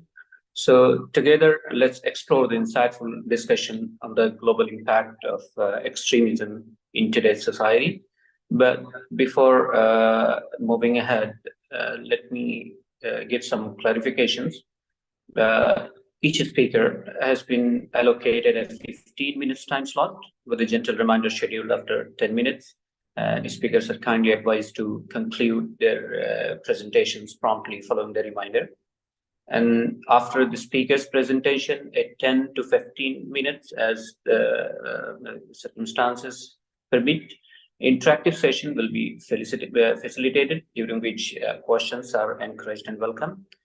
So now, together, let's welcome our first speaker, Dr. Muhammad Shabir, who is going to reflect on examining the religious tolerance and coexistence insights from the digital activism of Hizmet movement.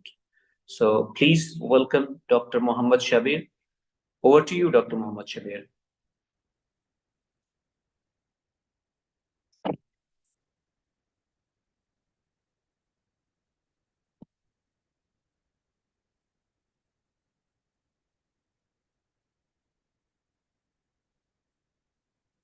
Dr. Shabir,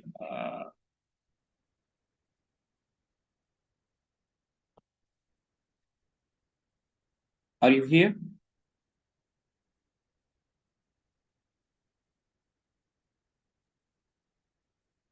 Dr. Shabir? Yes. Please unmute your mic and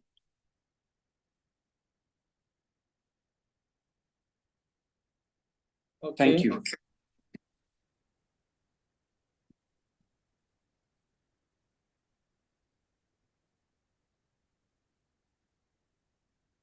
Yes, please go ahead. Okay.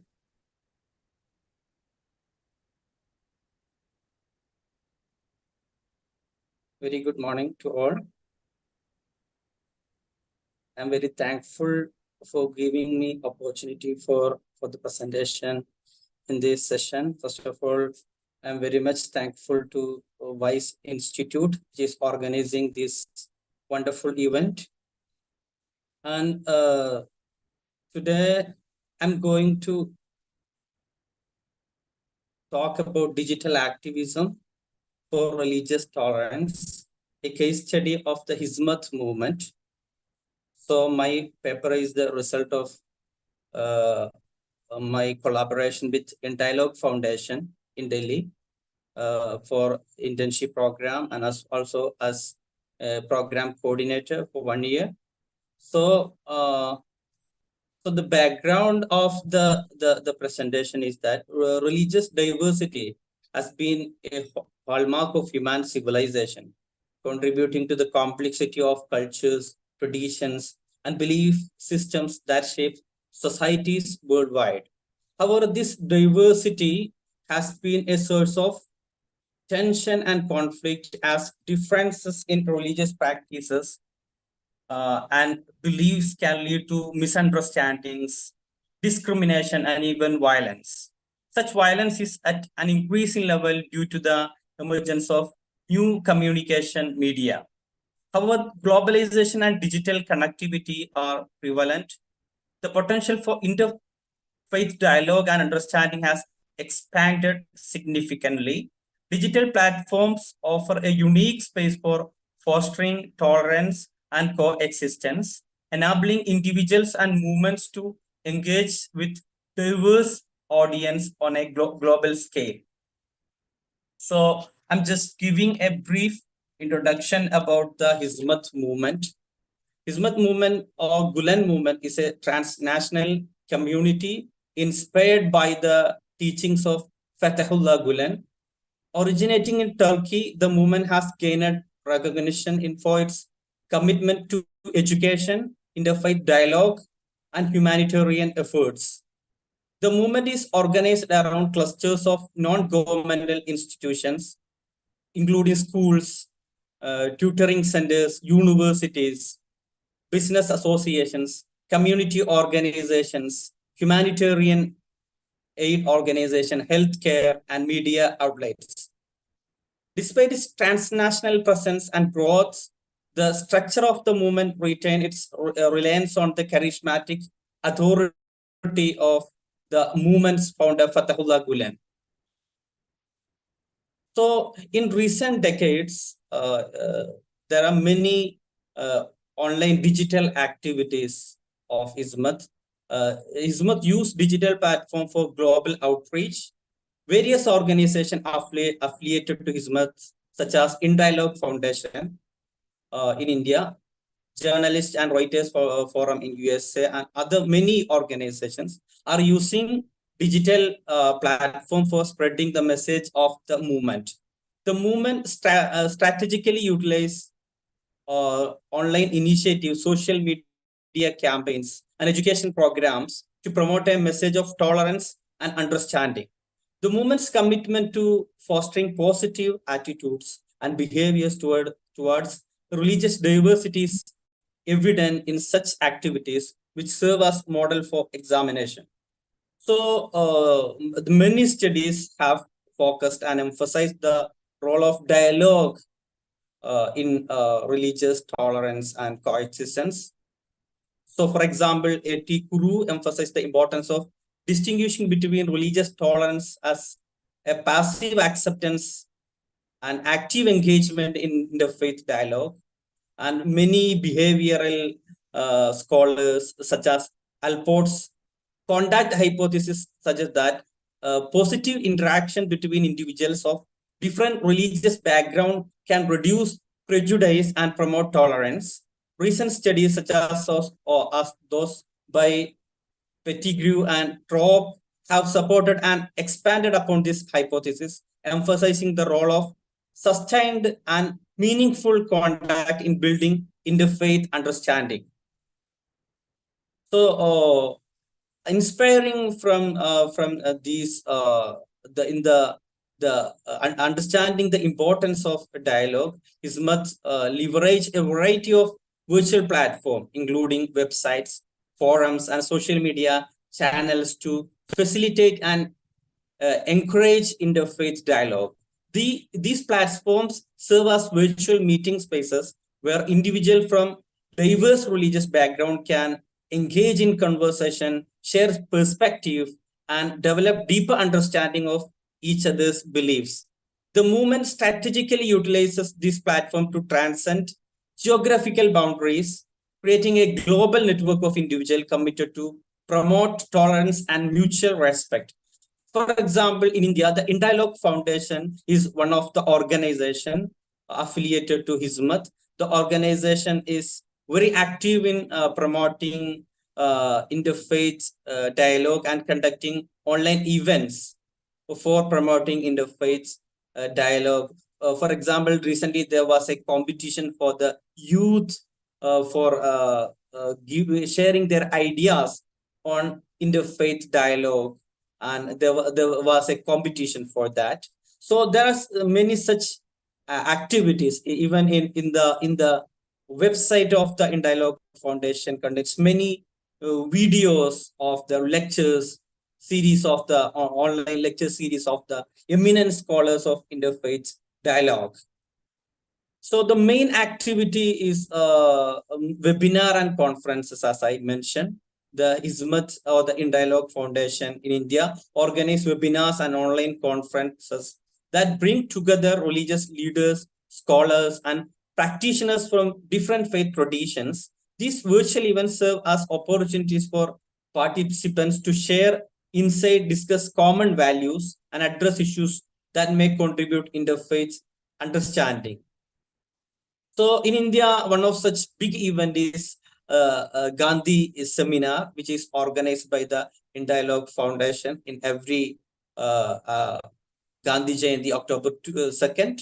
So the program is conducting in hybrid mode, and many eminent scholars, religious scholars, and scholars from different religious faiths, they are sharing their ideas for how to build peace and progress in society.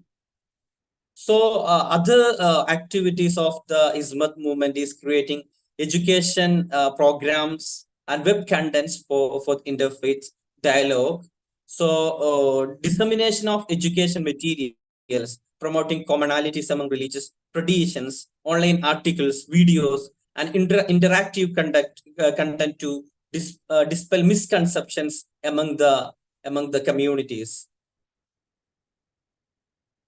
So especially the social media engagement of Hizmat movement is very remarkable.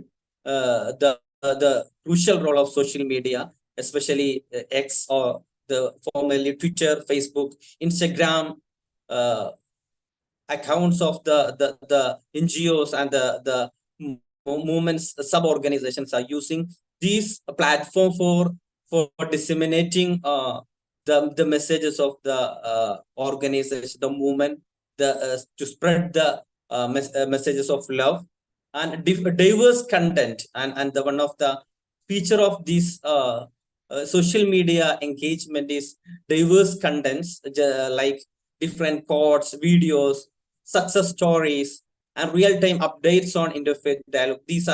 These contents are sharing on social media platform, and this method is very attractive due to platform selection, content diversity, and the prompt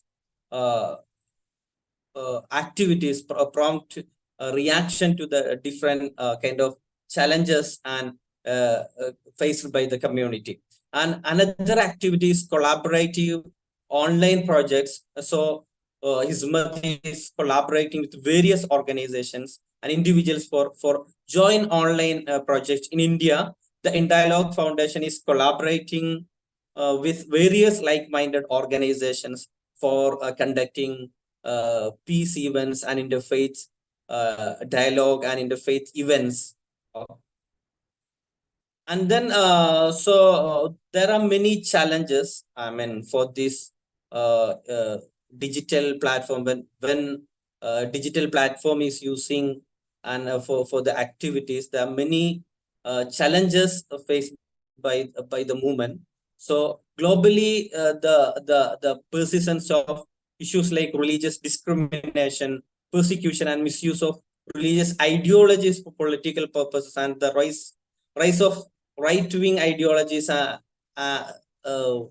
the extremist ideologies causes for the disturbance of the activities of the Hizmat movement, and also the digital challenges, misinformation, and negative commentary on social media, and the potential for digital platform to spread hatred and fake news is also one of the challenges faced by the organization.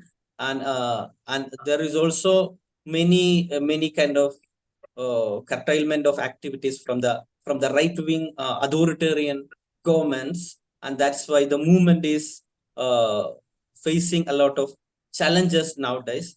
And I'm just concluding, and Dr. Shabir, you have 5 minutes to conclude, please. Okay, I'm just concluding. The dynamic and inclusive approach of the Hizmat movement by utilizing the digital platform to extend reach beyond traditional boundaries in fostering dialogue and religious tolerance. It is required continuous research and refined strategies to address challenges and foster a more inclusive and a tolerant world, for creating a more inclusive world. So that's my presentation is I'm concluding, and thank you so much for giving me the chance. Thank you, Dr. Shabir, for your insights, and of course, your reflection of the exploration of religious tolerance and coexistence, and illuminated through the digital activism of the Hizmet movement. It is both timely and enlightening. In an era marked by a global connectivity, the movement's use of digital platforms offers a valuable insight into fostering understanding and harmony among the diverse religious communities. By leveraging technology for activism, the Hizmet movement exemplifies a contemporary approach to promote dialogue and peaceful coexistence, crossing boundaries, geographical boundaries, and contributing to a more interconnected world. Thank you for highlighting a sober and moderate approach of the Hizmet movement. Now, let's move to our next speaker, who is Muhammad Rafi Rahimi. He's going to present on global perspective on religion, extremism, and digital age, innovative approaches for harmony. Please join me in welcoming Mr. Rahimi. Dr. Rahimi, please, over to you if you're available.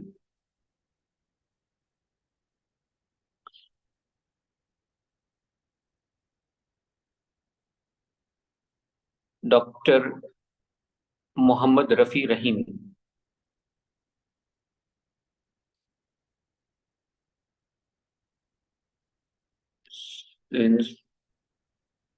Is probably not available. So let's move to our next speaker, and we have Adil Shah.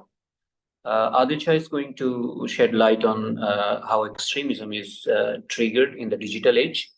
Let's give a warm welcome to Adil Shah. Over to you, Adil Shah. Hi, hello, I'm Adil Shah. I'm studying at Darul Huda Islamic College at the Department of Civilization Studies.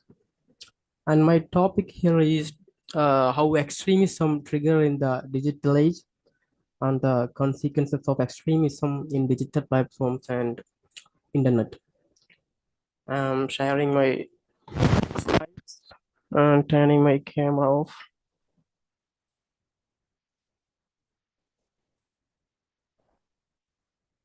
Can you see my slides? Hello? Yes, we can hear you. Okay. You can't see the presentation. Okay, sorry. Okay. In this presentation, I will explore the complex and a multifaceted issue of online extremism. We'll examine the factors that make individuals vulnerable to radicalization and how social media platforms play a role in amplifying extremist ideologies and the devastating impacts online extremism can have on individuals and society as a whole. Adil Shah, Ashwin. Okay. there is no presentation appearing before us. So please either you open your cam or the presentation should appear.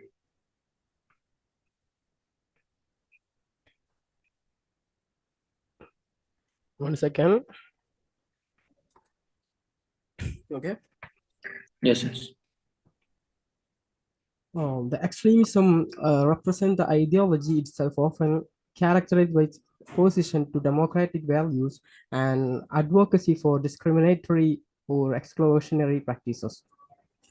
Radicalization, on the other hand, describes a process by which individuals adopt and internalize such ideologies, often moving towards more extreme positions. It is fundamental to understand who are susceptible for the extremism. So my next slide is who is susceptible for the extremism in the digital age and in the digital platforms and the internet. So it is important to remember that anyone can be susceptible to online extremism in the social media platforms and the internet in the digital age. The factors that make someone vulnerable are complex and varied, and it is important to avoid stereotyping or blaming individuals who fall prey to extremist ideologies. And it might be tempting to label certain groups or demographics as inherently susceptible to extremism. The reality is far more nuanced. Anyone can be susceptible to extremist ideologies in the digital age, in the regardless of their background, age, beliefs, nature, and various factors like etc. However, certain factors can make individuals more vulnerable to falling prey to extremist narratives and groups. But there are some key factors that make individuals susceptible: vulnerability and isolation, algorithmic bias and exposing into echo chambers, misinformation and propaganda. Exposing into online extremist communities and identity formation, which we will discuss in this session later. Okay. So by understanding the factors that make individuals vulnerable to extremism, we can work towards building a more exclusive and tolerant online space where everyone feels safe and supported. And to find what are the factors behind the dissemination of extremism in individually, we want to analyze the causes behind the triggering of the extremism, or the factors triggering extremism in the digital age or in the social media or in the internet. If we analyze it, we can understand people are not born violent extremists. Neither do they become an extremist overnight.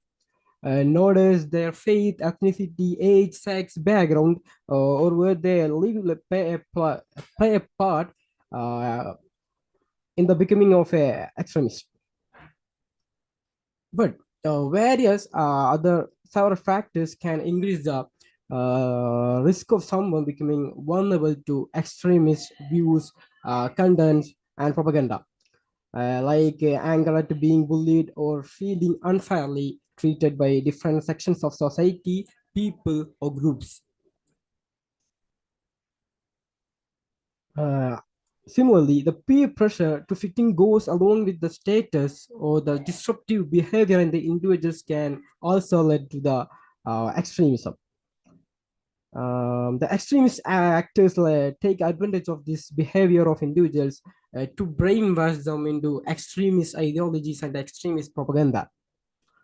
Major life changes and traumas like the death of someone close to them, the loss of a job, or the breakup from a relationship they had before can also lead to the extremist beliefs of one individual. And the mental health issues also can be a factor that can be influenced by extremist views.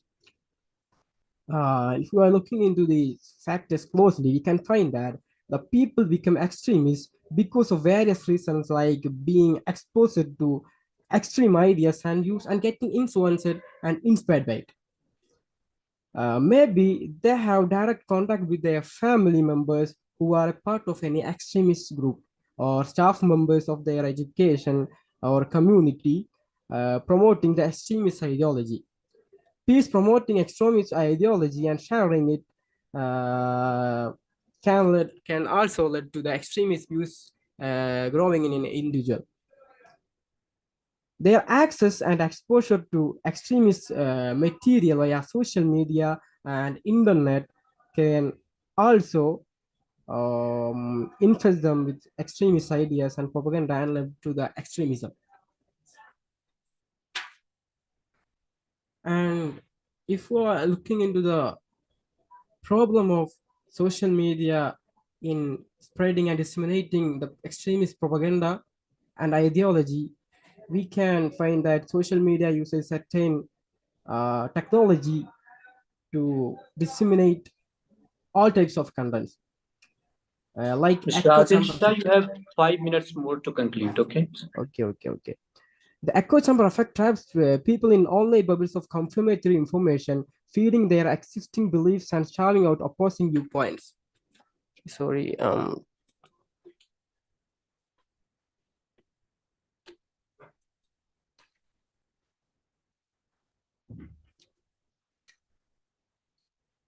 Social media platforms have a system of algorithms that will provide content of by saving data of individuals and provide the content out of their village. But the problem is it will make people extremists as the content they provided is infested with extremism. If someone saw a pro-Israeli content and spent some time watching it and liking it, then the social media provides you with full of Israeli contents and it will make him against Palestinian or Palestinian views. And same in versa. The algorithm only provides us the one side of the truth and it will conceal the other part and make believers this is the real thing. Naturally, humans have a love of violence even if we condemn it. We're allowed to see violence, and in social media there are plenty of them, like fake, made up, originally, and like in films. The filmmakers use violence overly because they know people love violence, even if people are afraid to commit it and condemn it. The recent anime mania in the youth exactly highlights this love of violence in human nature and especially in youth and children. The propaganda makers craft echo chambers and campaign people into them and inject them with extremist ideas without any hesitation or opposition. We can say the global accessibility and vast uses of social media and internet made social media a hub for extremism and extremist ideology. And if you are looking into the misinformation and the manipulation of the view information in the social media, we can find that the spread of misinformation and disinformation is a serious problem online. It can undermine trust institutions, fuel conflict, and lead to real world harm. It is important to be critical of the information we encounter online and to be aware of the tactics that extremist groups use to manipulate us. To understand it, extremists have weaponized the digital age as we know it, using misinformation and manipulation like potent tool to spread their harmful ideologies. The fake news and the deep fakes and cherry picking information distort reality and fuel their narratives, and they exploit our emotions, manipulate algorithms, and create exacerbate social divisions, and even led to extreme violence. But we are not powerless. Media literacy, education, fast-tracking initiatives hold social media platform accountable and promoting critical thinking and are our weapons in our arsenal against this digital darkness.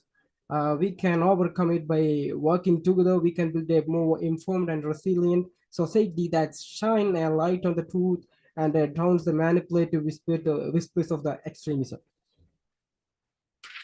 And if you're looking into the playground of extremism in the social media and the role of social media in the dissemination of the extremist views and propaganda, across the social media and the internet in the digital age, we can find the social media platforms have the responsibility to play a role in countering online extremism. They need to do more to remove harmful content, prevent the spread of and the dissemination of misinformation and disinformation and malinformation, providing in the search engines and the social media. Time is up. Please conclude. Okay.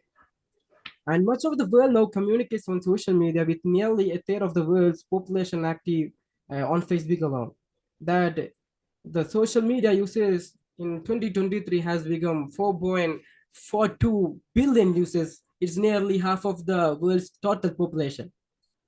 So through this, we can understand that the social media and the internet have been using by extremists to propagate and disseminate and spread their propaganda to the people, to a vast kind of people, and influence them by misinformation and a kind of wrong information. We have to realize it from the wrong information and to counterpoint it in our new world.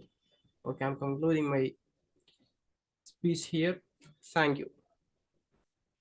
Thank you so much, Adil Shah, for highlighting your subject in a better way. Now, let's move ahead to our next speaker, and we have Muhammad Amir Shafin. He's going to engage us in a discussion on debating the authentic Islam, contextualizing the trajectories of digitalized organizational contestation and authority. So let's hear from Amir Shafin. Over to you, Amir Shafin, please.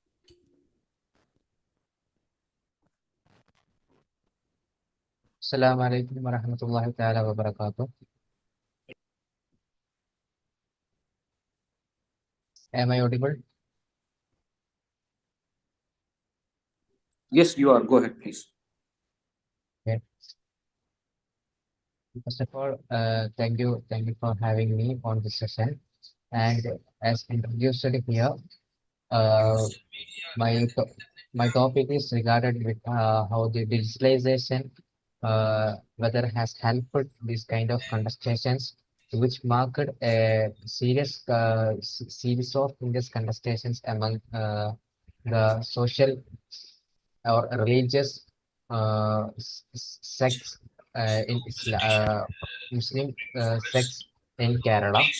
And here, what I want to elaborate, what I want to just elucidate is that there have been a lot of debates and contestations all over the period from the very beginning of Kerala, and especially after 1920 or the 1920s and afterwards. Adil Shah, can you please mute your mic?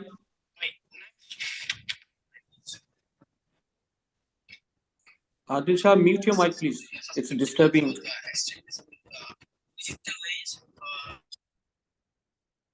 Yes. Now, go ahead, Amir Shafiq. Okay. And as we know that what attracted me to do this subject is that, as we know, there's a very famous hadith that the Prophet ﷺ has once said that my community will be diverged in a number of 72 or more than that, sometimes like that sects. And as I know that from the very beginning, or from the childhood itself, I have seen many kinds of religious groups having a debating each other. And when I thought that what could be the notion, and that's what I want to elaborate throughout my research or throughout my study. And as we know that major public domain in Kerala is Kerala. The state Kerala is marked by intense contestations among various religious organizations, and that true notion and behind the very notion of regarding the claim over true Islam. We know that why these debates are being conducted all over the period, and there's only one answer, that they are debating the religious sects of Muslim religious sects or Islamic religious sects being debating on the very notion of regarding the claim over true Islam, because every sects are debating that what the ideologies are having us, or what the ideologies are we trying to propagate are the ideologies of true Islam, what is called a true Islam. And these contestations have given rise to different identity articulations that have further complicated the introduction of a host of secular issues, including party politics. As we know that these ideologies have paved a way for molding some kind of political supports, or including party politics. Because these sects that are arguing constantly that we are debating over the claim of true Islam, also they have also an ideology such like party politics. This means that they are dealing, or they are contravening in every sector of a Muslim life in Kerala. Okay, public Muslim life in Kerala. And I throughout this research, or throughout as a result of this research, I just want to conclude that, or suggest that, as we know, there are some kind of articulations or arbitraries that we are giving to these organizations. For example, for example, Orthodox, or some religious organizations are Orthodox, or some religious organizations are traditional, or textual, or lived, or modern, or something like that. I think these terms are inadequate to refer to these kinds of organizations. And when we look into the very question, why are these debates stand for, or what are these debates stand for? And as we said, as we conclude with that, there is a tendency to consider Islam as a given and all-encompassing religious ideology, and hence the Muslim community, by virtue of its religious affiliation, is often treated as homogeneous and monolithic. We know that throughout these debates, the monolithic characteristic of Islam is being diverged. It conveys a crystal-like message that the ideology of Islam is not a monolithic, but it's some kind of, it has different layers, and it's multi-layered and multifaceted. And this understanding gives the Muslim public, or the public Muslim life, to have their own ideology, or the practices. And these debates and are often coming from the notion of that. We don't know what is called to be, or what is called to be the true Islam. And these sects are uh, uh, continuously trying to establish the very fact that these ideologies that are a specific religious organization is trying to pervert is the what is called to be, or what is deserved to be the true Islam. And as we know that the underlying growth of social media and digitalization, I think these debates have uh, made it way, or these debates have a larger scope than we ever thought. For example, I think these debates have a general characteristic in the methodology itself of how these debates are conducted. For example, from 1950s, from 1950s to a later period of 1990s, or until 21st century, on the beginning of 21st century, these debates were conducted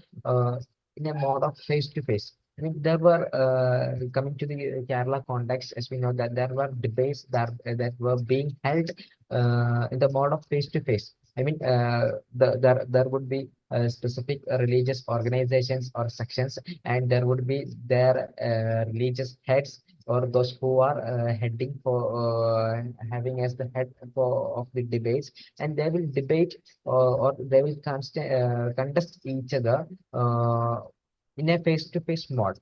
Okay, these and coming to its methodology, there is a slight change in its methodology and its topics. Secondly, is topic. The topics that are being selected for this kind of debates, they have a common characteristic, or a specific characteristic that For example, what I like to term or coin a term for the topics that are being contested among these debates are that some kind of perpetual continuity of argument uniformity and the change overlapping the distinct discourse and of Mr. course Abid, you are left with 5 minutes to wrap up, please. okay, and moreover, the tracing back to the genealogy of these debated issues, these debates have engaged with the concurrence of rivals resultant religiosity. For example, these contestants are being held over the permissibility of Milad Nabi, celebrating Milad Nabi, like that. And I think these methods, there is a method. And coming to the digitalized era, as we know that there are some specific groups for these ideologies to be perverted or to be propagated under certain ideologies or very notion of propagating their own ideas. For example, as we know, the WhatsApp groups itself, they are being articulating their ideas through WhatsApp groups and Facebook groups all over the world. And as we know that coming to the this era, we don't have enough. We don't have to have an expense of a larger amount to spend because it's a social media and it's free to use and there is a very tendency to articulate their ideas all over social media, and this under the underlying growth of social media have made it easy to propagate or to articulate their ideas. And as a conclusion, what I like to say is that there is a very problem of being of an ummatic notion, and or how could we perceive the notion of or the concept of ummatic notion if these sects are being contested over the years over the different topics. I think that these digitalized contestations have if there are their own followers, I think the young generation are being much more cautious, and despite of these ideological sects or differences, they are being working together or fostering the ummatic notion regardless of their ideologies, their specific ideologies.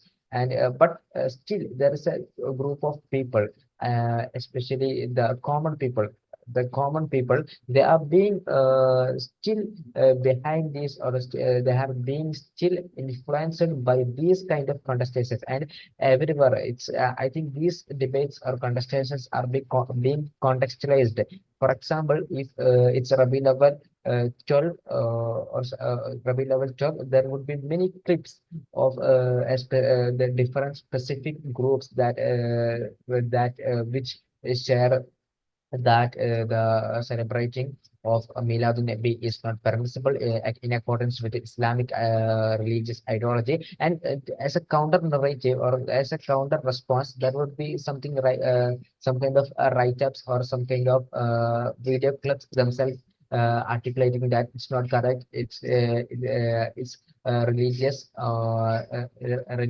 manifestations like this, something like that. And what I try to conclude is that the underlying growth of social media have always made it easy and paved a way for articulating the ideologies of a specific religious sects. And I think that these at the same time the young people are being much more cautious of these debates, and I think they are being much more cautious of fostering the ummatic notion despite of their ideologies. That's what Mr. all I Abid, your have. time is up now. Please conclude. Okay, that's all I had to say. Thank you. Assalamu alaikum. Thank you so much, Mr. Amir Shafin, for highlighting your topic in your way. Now, we are left with only two speakers. So first, let's welcome Mr. Umar Farooq MC, who is now going to share his insight on minority versus majority culture and identity in India. So let's welcome Mr. Umar Farooq MC. Yes, Umar Farooq, please. Stage is yours now.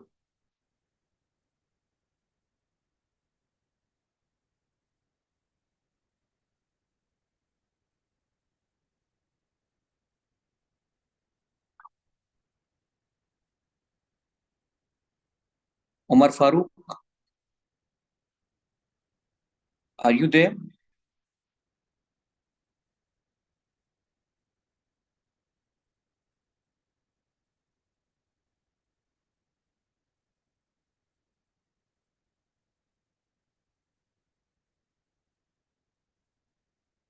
Probably is not available.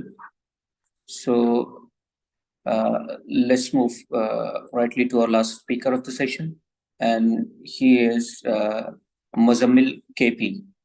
If Muzammil KP is available, let me ask him to speak on the government policies and extremism.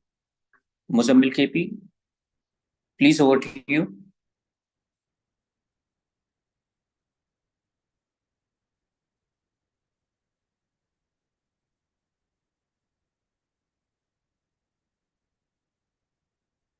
Due to some uncertainties, probably in state of Kerala, the people are unable to make their presence. So I'm a little skeptic whether. I'm here. Yes. Yes, please go ahead. Yeah.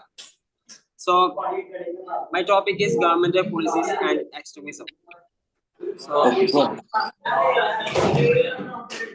So I want to talk about my presentation is that it's a political movements of people who were emerged in the political positions. So the introduction is that extremism constitutes a serious threat to both societal stability and international security in all of its manifestations. Governments must design and implement effective policies in order to combat the complex dynamics of extremist ideologies. So the government is made to design and implement an effective policy to implement it in the society of the extremist people. So my next headline is understanding extremism. And what is the term of extremism? The term extremism describes the endorsement or support of the extreme beliefs that frequently aim to question, subvert, or overturn accepted political, religious, or social norms. And it is discussed by a break from conventional wisdom and a readiness to use extreme means, including violence, in order to further one's ideologies. We know that the political, theological, and social extremism are just a few of the ways that extremism movements can appear. And when we took to them another sideline, the next side is unveiling extremism's root. So it means that the background, the historical background of the extremism. So I focused to bring the background information on extremism and its historical backgrounds, and also historical events leading to the emergence of extremism. And also I added them in the momentary movements, which is that the 19th century movements, revolutionary movements, that we can classify into the two types of movements: revolutionary movements and nationalist movement, which is in the 19th century, which is that is emerged in the 19th century. And next, unveiling extremist route, and continuing to the extremist routes, that the background of the historical background. The another point is that interwar period, which is that the internal conflict between the people, which is going to be at extreme level, extreme movements in the society. That's we know that the rise of totalitarianism and radical political groups. And also I added the Cold War dynamics, religious extremism, and post-Cold War era. Some of them stuffs I have added. And the next slide is the how to we can counter the extremism by the help of by the help of government's strategies. So I would like to evaluate the success of the counter extremism initiatives. It requires an understanding of how governments handling extremism. We know that the main part of the extremism to stop the extremism, to terminate the extremism, is that the power of or the maintaining the power of the government. The main element of government responses, policy formulation, legislation, and law enforcement tactics are examined in this section. And also next that how can we shape the outcomes of these extremism which is emerging in this world with the effective and with is effective and sensitive in our society. So so the tips and tricks of this to implement that, to shape the outcomes, that establishing collaboration and trust with communities it is crucial in community policy. Engaging with the local communities to get intelligence, promote collaboration, and resolve the issues that may fuel extremism are all part of community policy tactics. And the next one is that the efficiency and the comprehensive of a government's reaction to extremism. And it may be successful by the laws and regulations and law enforcement tactics. The purpose of this analysis is to help counter the extremism, where measures become more refined and effective over time. And next one is positive outcomes. I have added the positive outcomes of by the help of by the implementing the laws against them or against the extremism, and the criticism and challenges. And I added the government community collaboration, rehabilitation and deradicalization, international cooperation, civil freedom concerns. Some of them etc. level thoughts I have had in this in my research paper.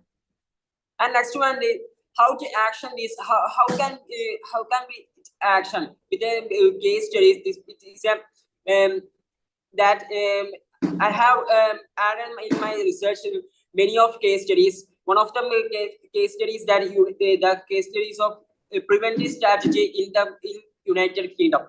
It is launched in 2003. The United Kingdom's prevent policy seeks to stop the people from being radicalized, and particularly in groups that are already to risk. It consists of programs for community involvement, education, and agency collaboration. And also there are more studies, case studies I have brought in my research paper. Some of that Denmark is known as AROS model, and Saudi Arabia counter radicalization programs, and also Kenya community policy against radicalization. There are more than case studies, but I have no more space in my research paper. And also the next one is the global strategies, a comparative analysis on my research paper. Knowing how other nations handle the problem of extremism offers important insights into the various tactics used throughout the world. We can know that when we implement a law in our country, we should analyze the variety of laws which is related to our laws that is successful in their countries. Comparative studies, we know that the comparative studies reveals trends and differences and lessons that guide the development counter extremism measures that are more successful. We know that, and I have put the examples, more examples, which is the United States case, Saudi Arabia, Denmark, and Australia. And the next one is navigating. Akshay, you are left with 5 minutes to conclude. Okay. So please Okay, make it in 5 minutes. Okay. And at last, I have navigating obstacles, which is extremism effectively presents several obstacles for government throughout the world. There are more issues vary from the complexity of extremism itself to the implementation and upkeep of measures. And at last, I would like to conclude my presentation, and a number of significant conclusions have been drawn from the analysis of intricate link between government policy and extremism. It is essential to have a sophisticated grasp of the historical background and the many forms of extremism and how policy affect both communities and individuals. The difficulties governments encounter in putting policies into place highlight how complexity is to combat such a complex issue. So I would like to conclude my presentation, and also I have to tell that my name is in the scheduled paper has missed it, and also I am the co-author of the research paper with Muzammil. So I have to request you to add my name in this presentation program. So I conclude. Thank you. Thank you for your insights and your words on your subject. Now, this session comes to an end with only thing we are left now, that we move to the interactive segment of the session and Q&A. And I invite all the speakers from the session 5 to join me for a discussion. And attendees, feel free to throw your question, and that we will address during 10 to 15 minutes. So please, if you have any question to any specific speaker of this session. Sir. Yes, please. Yeah, this is Umar Farooq. I didn't actually present my paper. I need to. There was some issues with the network. In fact, there was repeated calls for your name, but you didn't respond. Sorry, sir. Let me ask our Dr. Onsal, if you will allow, then we can. Okay. Yeah, please, we can do that. Okay, just go ahead, Mr. Umar Farooq.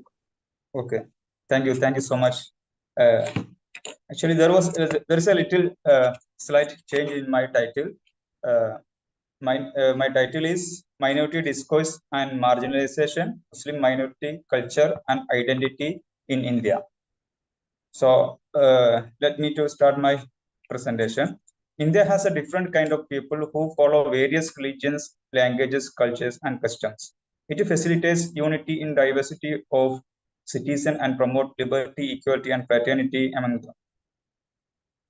Indian Constitution provides freedom of expression for its citizens without limiting religion, language, culture, and customs.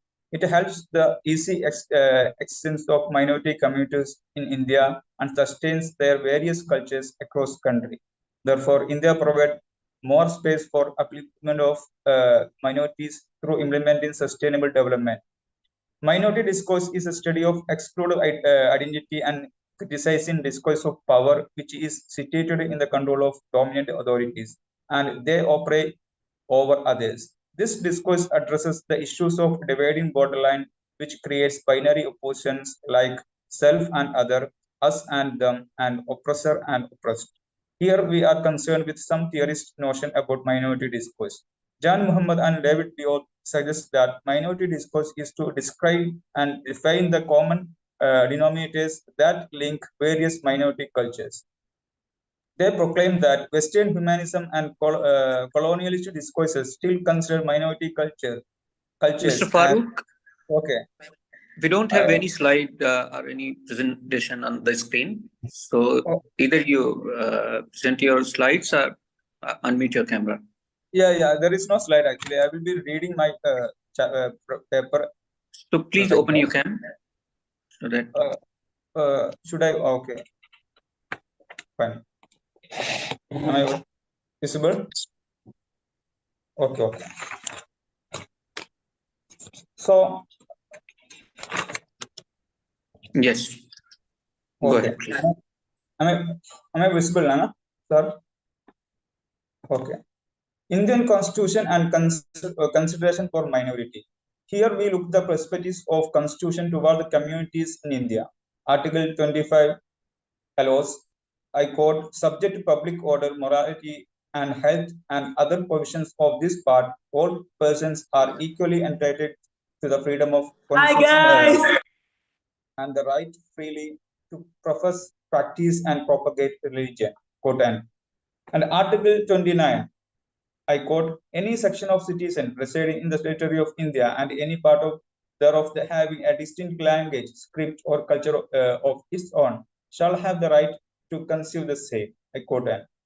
So all are equal in front of the constitution to perform religious activities in India. Like the majority, the minority also have the equal rights to do so. Like other Islamic states or the Hindu states, India has no specific religious consideration. However, the minority people of India have many issues regarding their culture, especially after independence. Multiculturalism and majoritarianism in India. Rowena Robinson expresses that in Europe, the idea of multiculturalism came to contend quite quickly with the discussion about whether the liberal democratic state could effectively integrate other people, particularly Muslim migrant. She elaborates that multiculturalism started in Europe mainly with the appearance of religion and ethnicity in politics. The discussion regarding turbans, hijab, halal food, and construction of mosques and Islamic school became heated in European countries like France. Peter Van Dijk observed that colonial thought caused the division of Indian population into religious communities. When they created indigenous law, they constructed a clear-cut division between Hindu and Muhammadan law. He says, this conceptual division was, I quote, this conceptual division was further institutionalized in the census operation, which established a Hindu majority and a Muslim minority that turns become a basis of electoral representative politics. He stressed that even though the division of Hindu and Muslim communities existed in pre-colonial period, the colonial invention of division paved the way to religious nationalism and caste categories.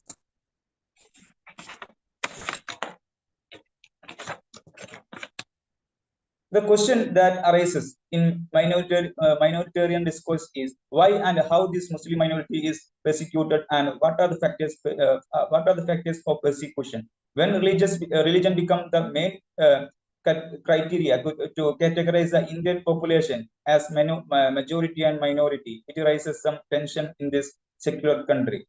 Kishwar declared that this tension originated from when we consider mythological figures as national heroes.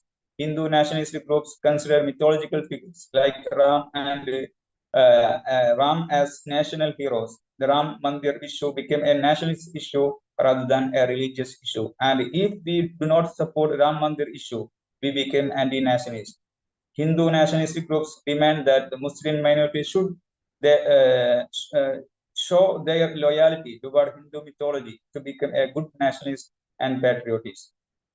Another issue is regarding the holy text of Hindu and Muslim. While most Hindu people have no problem with considering the Quran as a Muslim religious text, some of them are concerned about how Quran unifies all Muslims beyond borders especially when it brings ties of Indian Muslim and with Pakistan.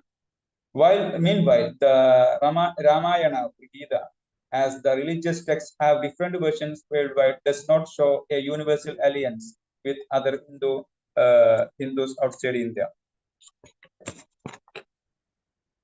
So next session I'll be discussing about Indian secularism, democracy, and Muslim minority. Gandhi's secularist ideology sustained a religious perspective. He considered religion and state to be dividable, and in the state religious activities will lead to the I quote demoralization of people. So the state should respect pluralism and should consider each religion with equal level because all religions' aims and goals are the same, as all deities indicate to one God. Quote end. When we turn to the issues of secularism in India, the main problem is Hindu nationalism. Thomas Pantham says, I quote, the most important contemporary challenges Indian secularism has been mounted by the forces of Hindu nationalism. Quote end.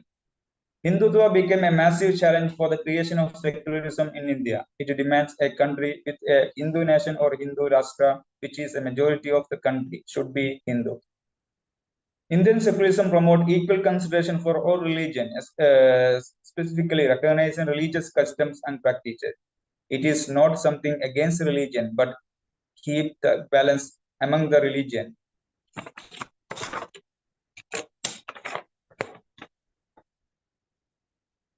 Anand's observation indicates that Hindu nationalism and Hindutva are in the same category, both in ideologies and practices have led to an extremist movement based on the Hindu nation. Both consider minority people in India as other. It is the main threat to the propagation of secularism in India. There are Gopole observed that series of how the banning of cow slaughter is becoming a massive headache for pure secularism. Banning cow slaughter across the country is an imposition of majority interest on minority communities. It is against the Indian constitution. Even religion is free to practice its own culture and regulations and to do any professions or job. Another sole evidence is violating the rules of Indian democracy is the exclusion of Muslims from the electoral roll. Most of the Muslim voters could not vote because of their names were not in an appropriate voter list. It has happened, and it happening in most states of India. Another discussion topic is imported culture, whether Muslim culture is imported from outside or not. There are many doubts about the emergence of minority culture in India, especially Islamic culture. The main argument about Muslims in India is whether Islamic culture is imported from outside or not. How much this claim is relevant, and the projection of early Indian history as Hindu period and medieval period as Muslim period. Here, Ashok Chowgale wrote that he says, I quote, the cultural root of Muslim citizens of India are outside geographical borders. But another writer, P.R. Ram, he states that, I quote, the import of culture from outside geographical borders, a severe concern of Chowgale, has affected all the communities in equal measure. Suppose Chowgale has hinting at Arab roots of Muslim culture. In that case, he is grossly mistaken, as the roots of the majority of Muslim lies in the culture of Dr. Farooq, you have left with 5 minutes to conclude. Okay, thanks. So in this observation, Muslim and Hindus are the same position because their cultures emerged from the exotic origin after the entrance of Arab into India, especially to the southern part of India like Kerala. People converted to Islam and they continued to stay in India after the disappearance of foreigners. Now I will discuss some historical incidents that happened in India and Muslim identity. India witnessed many incidents that double in the extent of Muslim minority community, their culture and identity. Mainly, it started with the creation of partition in 1947 and went to Shah Banu case, then destruction of Babri Masjid, and then Gujarat Right in 2002. So partition actually it is a main reason how this divide and rule become such a after partition the divide and becoming it made a division between Hindu and Muslim in India. Ali Asghar engineer explained that I quote, partition as pointed out, apart from solving the communal problem in India, further aggravated it. The innocent Muslim masses in India continue to pay a heavy price for creation of Pakistan. So he shares that partition culminated in the shattering of Muslim in subcontinent like India, Pakistan, and Bangladesh. The another issue is Shah Banu case, which after partition, Islamic identity, culture, and religion became publicly discussed. Shah Banu case was one of them. It was a case between two Muslim, Shah Banu and her husband, Muhammad Khan. So here I will just conclude this point that Shah Banu was filed a case against his husband that he should take care of her after Idda also.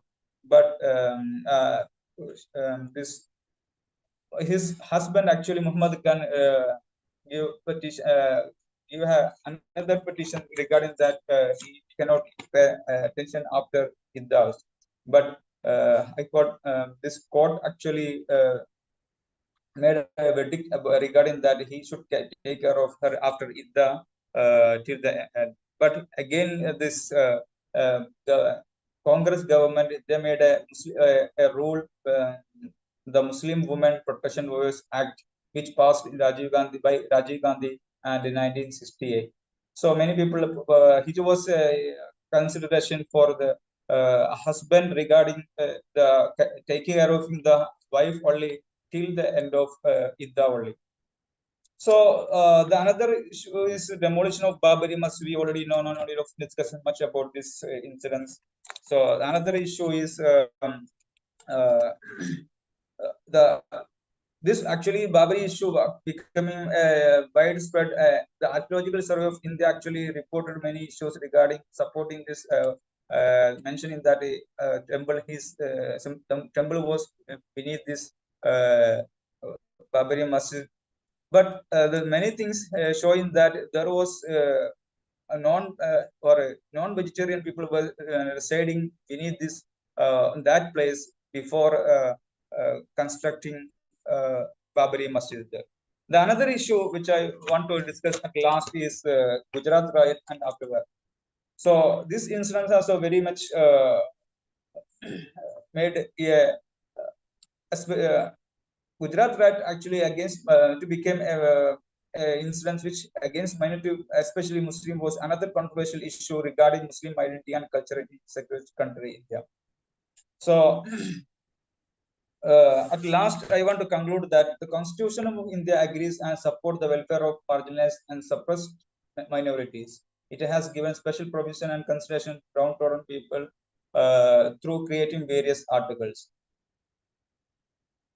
In these four incidents, the Muslim minority life, culture, and identity values and economy were targeted and marginalized, and it became a product of damage. The oppression and subjugation means that they are considered as other, alien, or foreigner to Indian democracy and secularism. The majority's dominant power excluded the Muslim minority from mainstream, and they are considered as the margin. Mostly, this minority community was unjust and humiliated by the ruling government, whether it is Congress or BJP government. Construction of single universal mode by the dominant structure like Hindu nationalism or Hindutva in India controls and manages the history, memory, region, and even justice for the Muslim minority. It put concept of Indianness in dangerous situation. So the question of Kubianka in minority discourse, I quote, who are they? What have they done? What have been done to them? What can they do? And where are they going? Quote and become irrelevant in this study. So thank you, giving me a chance for presenting your paper. Thank you also. Thank you so much, Mr. Farooq, for your valuable insights and explaining the complex phenomena of majority and minority, their dichotomous nature in the Indian context. Now the floor is open for Q&A, and all the attendees, you are encouraged to ask a question if you may have from our speakers. Any question to any specific speaker, please go ahead.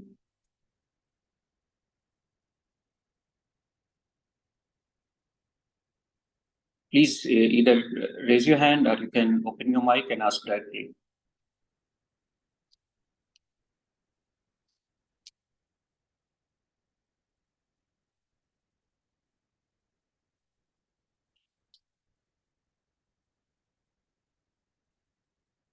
I think, or any observation you can make, if not question as per se. Anyway, thank you, speakers, for your valuable insights, and thank you to our engaged audience. This concludes the technical session 5 of our seminar. I encourage everyone to continue the conversation and share your thoughts in the seminar community in our chat box. Have a great day, but finally, with the words of Dr. Ali Unsal, we will conclude the session. Hello. Hello. Yes, Rabi here. I am Muhammad Rabi. Yes, please. I want to present my paper. You didn't call me. Your name is Rabi? Yes. Rabi, you are not supposed to present your paper in this session. You might be scheduled in the previous session. But they didn't call him in previous section. I am waiting for it a long time. Rabi. Yes, Muhammad Bishar K and Muhammad Rabi K. No, this is previous in the previous session. Your name was in the list. Now I am waiting for it, but didn't call me. You will be entitled to get the certificate probably, but I'm not sure whether Dr. Ali. Actually, yeah, he is in previous session. So if he can give remarks only 2 minutes, 3 minutes, it's enough because we don't have time to continue. We will. Yes. Please. In 2 minutes, give us the summary of your topic.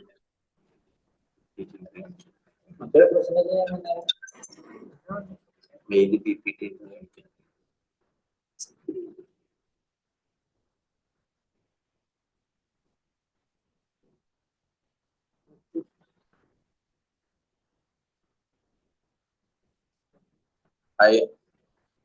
Hello, hear it?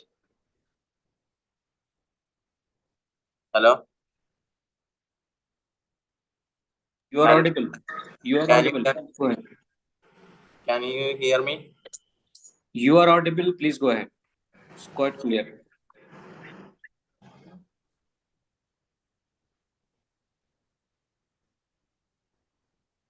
My topic is religious institutions and online extremism, balancing act in the digital age.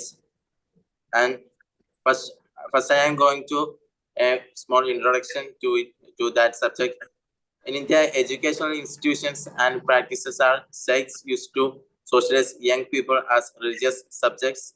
Several studies argue that with the effective use of educational and media resources, adolescents can be socialized to perform their religious identities. The dominant discourse of religious prejudice is reinforced and perpetuated by many right-wing political groups and religious organizations in India. They have deployed the dominant discourse of prejudice to develop media and educational strategies for socializing young people into performing their religious identities. And the event and Williams saying that participants overwhelmingly suggested that the internet played an important role in facilitating the process of radicalization to violence, largely because it provided them with unfettered access to extreme right-wing content and a network of like-minded individuals, which in turn increased their exposure to violent extremist ideologies and violent extremist groups. And next is the historical background of online religious organization. And so, Mohammed Rabi, please keep it short within 2 minutes only, and better to read out your summary or the conclusion. Okay. In conclusion of my research, I get it. The targets of terror can be random or selective, and a public, private, cooperative, and inclusive approach was found to be most important and contributing to the enhancement of all prevention efforts. And blocking of access to content shared by terrorist groups will help to maintain and the strong public-private cooperation and collaboration, whereby government agencies can inform platform providers of content to be removed. And thanks. I am concluding. Okay, thank you, Bishar. Since you were in the list of the speaker, suppose for the previous session, so your claim was in the previous session. Okay, so anyway, thank you for joining us and for your words as well. And now, with the words of Dr. Ali, we are going to conclude this session. Thank you very much, Dr. Abul Mufazzal.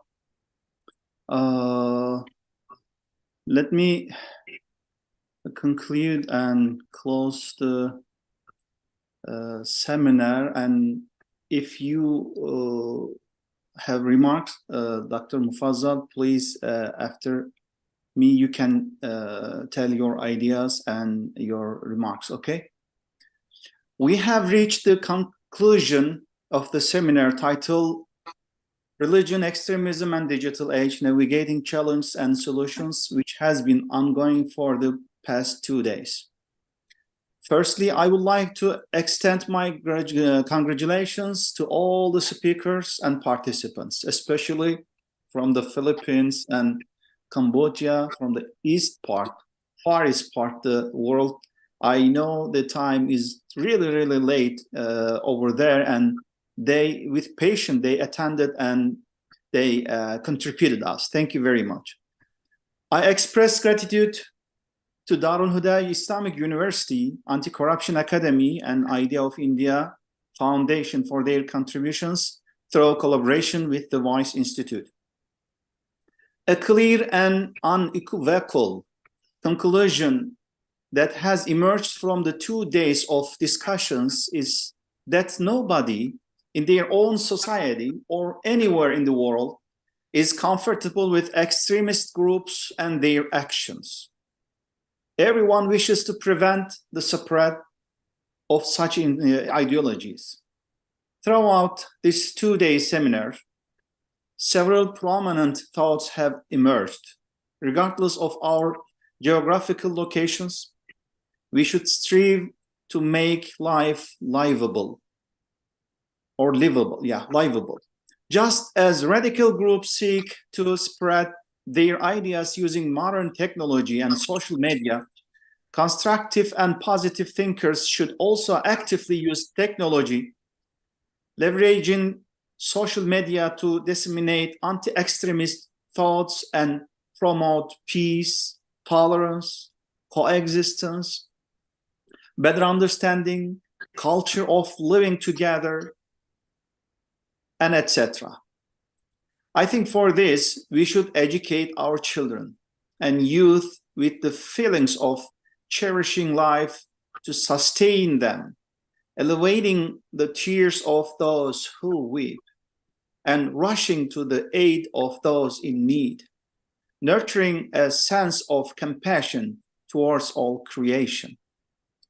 Additionally, we need to educate our generation with a moral understanding that steers clear of animosity, hatred, bigotry, profanity, insults, polarization, and hate crimes, whether in their daily lives or on social media platforms.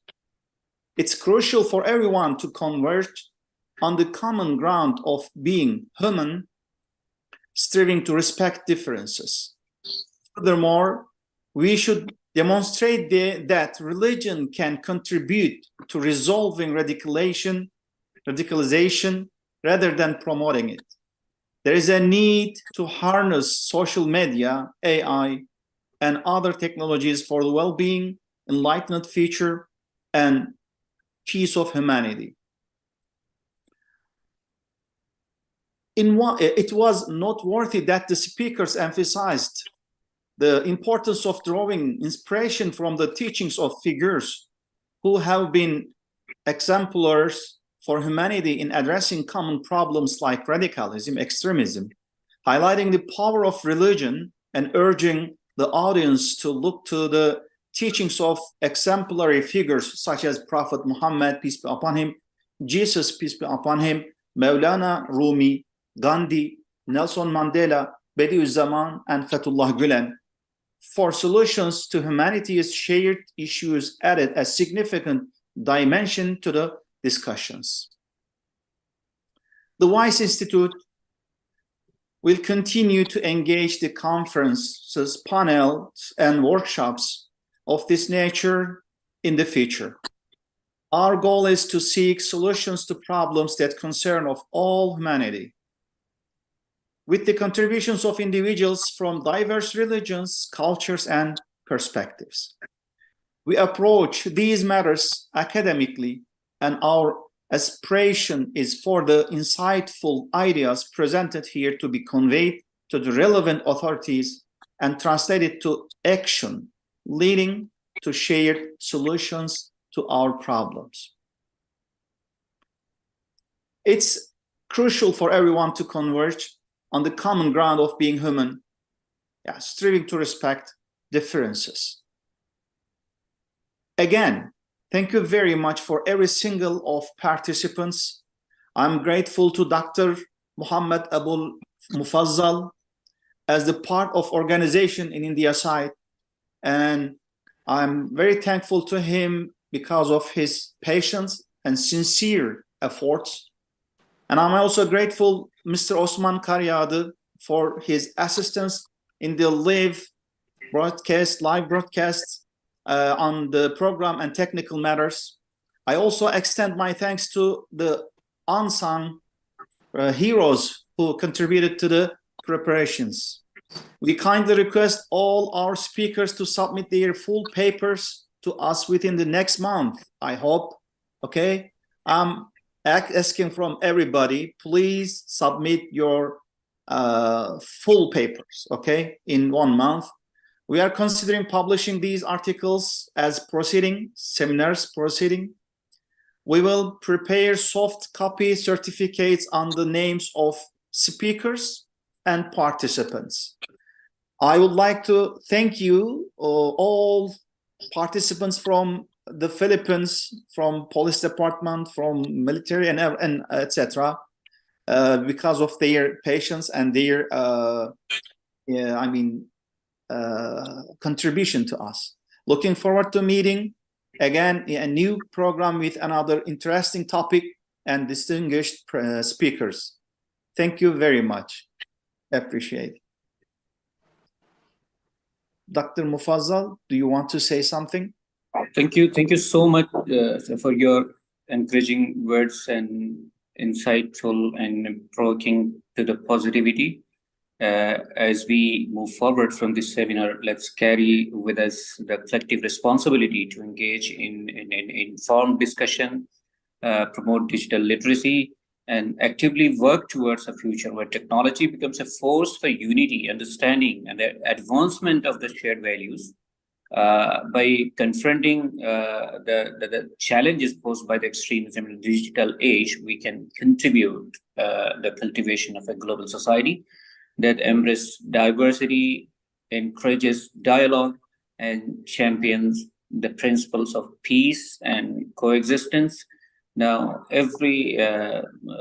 almost everything has so many things we have enjoyed. We have got so many insights throughout the conference, and lastly, let me also express my gratitude and heartfelt thanks to everyone who contributed to the success of this seminar. Our collective journey through insightful discussion, diverse perspectives, and shared knowledge has, of course, undoubtedly enriched our understanding of these complex and interconnected themes. So now we depart from this seminar, and let's carry forward the insights gained and connections made.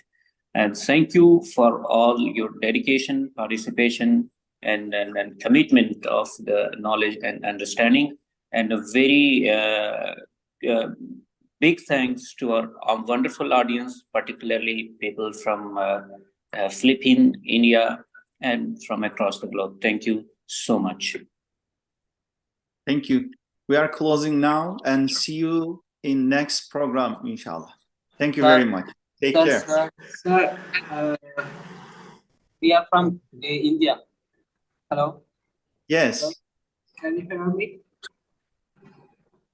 Yes. Sir, we are two speakers of different papers, which is presented in this conference. We are the two. Okay, we can talk with Dr. Mufazzal, and we can talk. Okay, we can talk, and but the we will problem do that.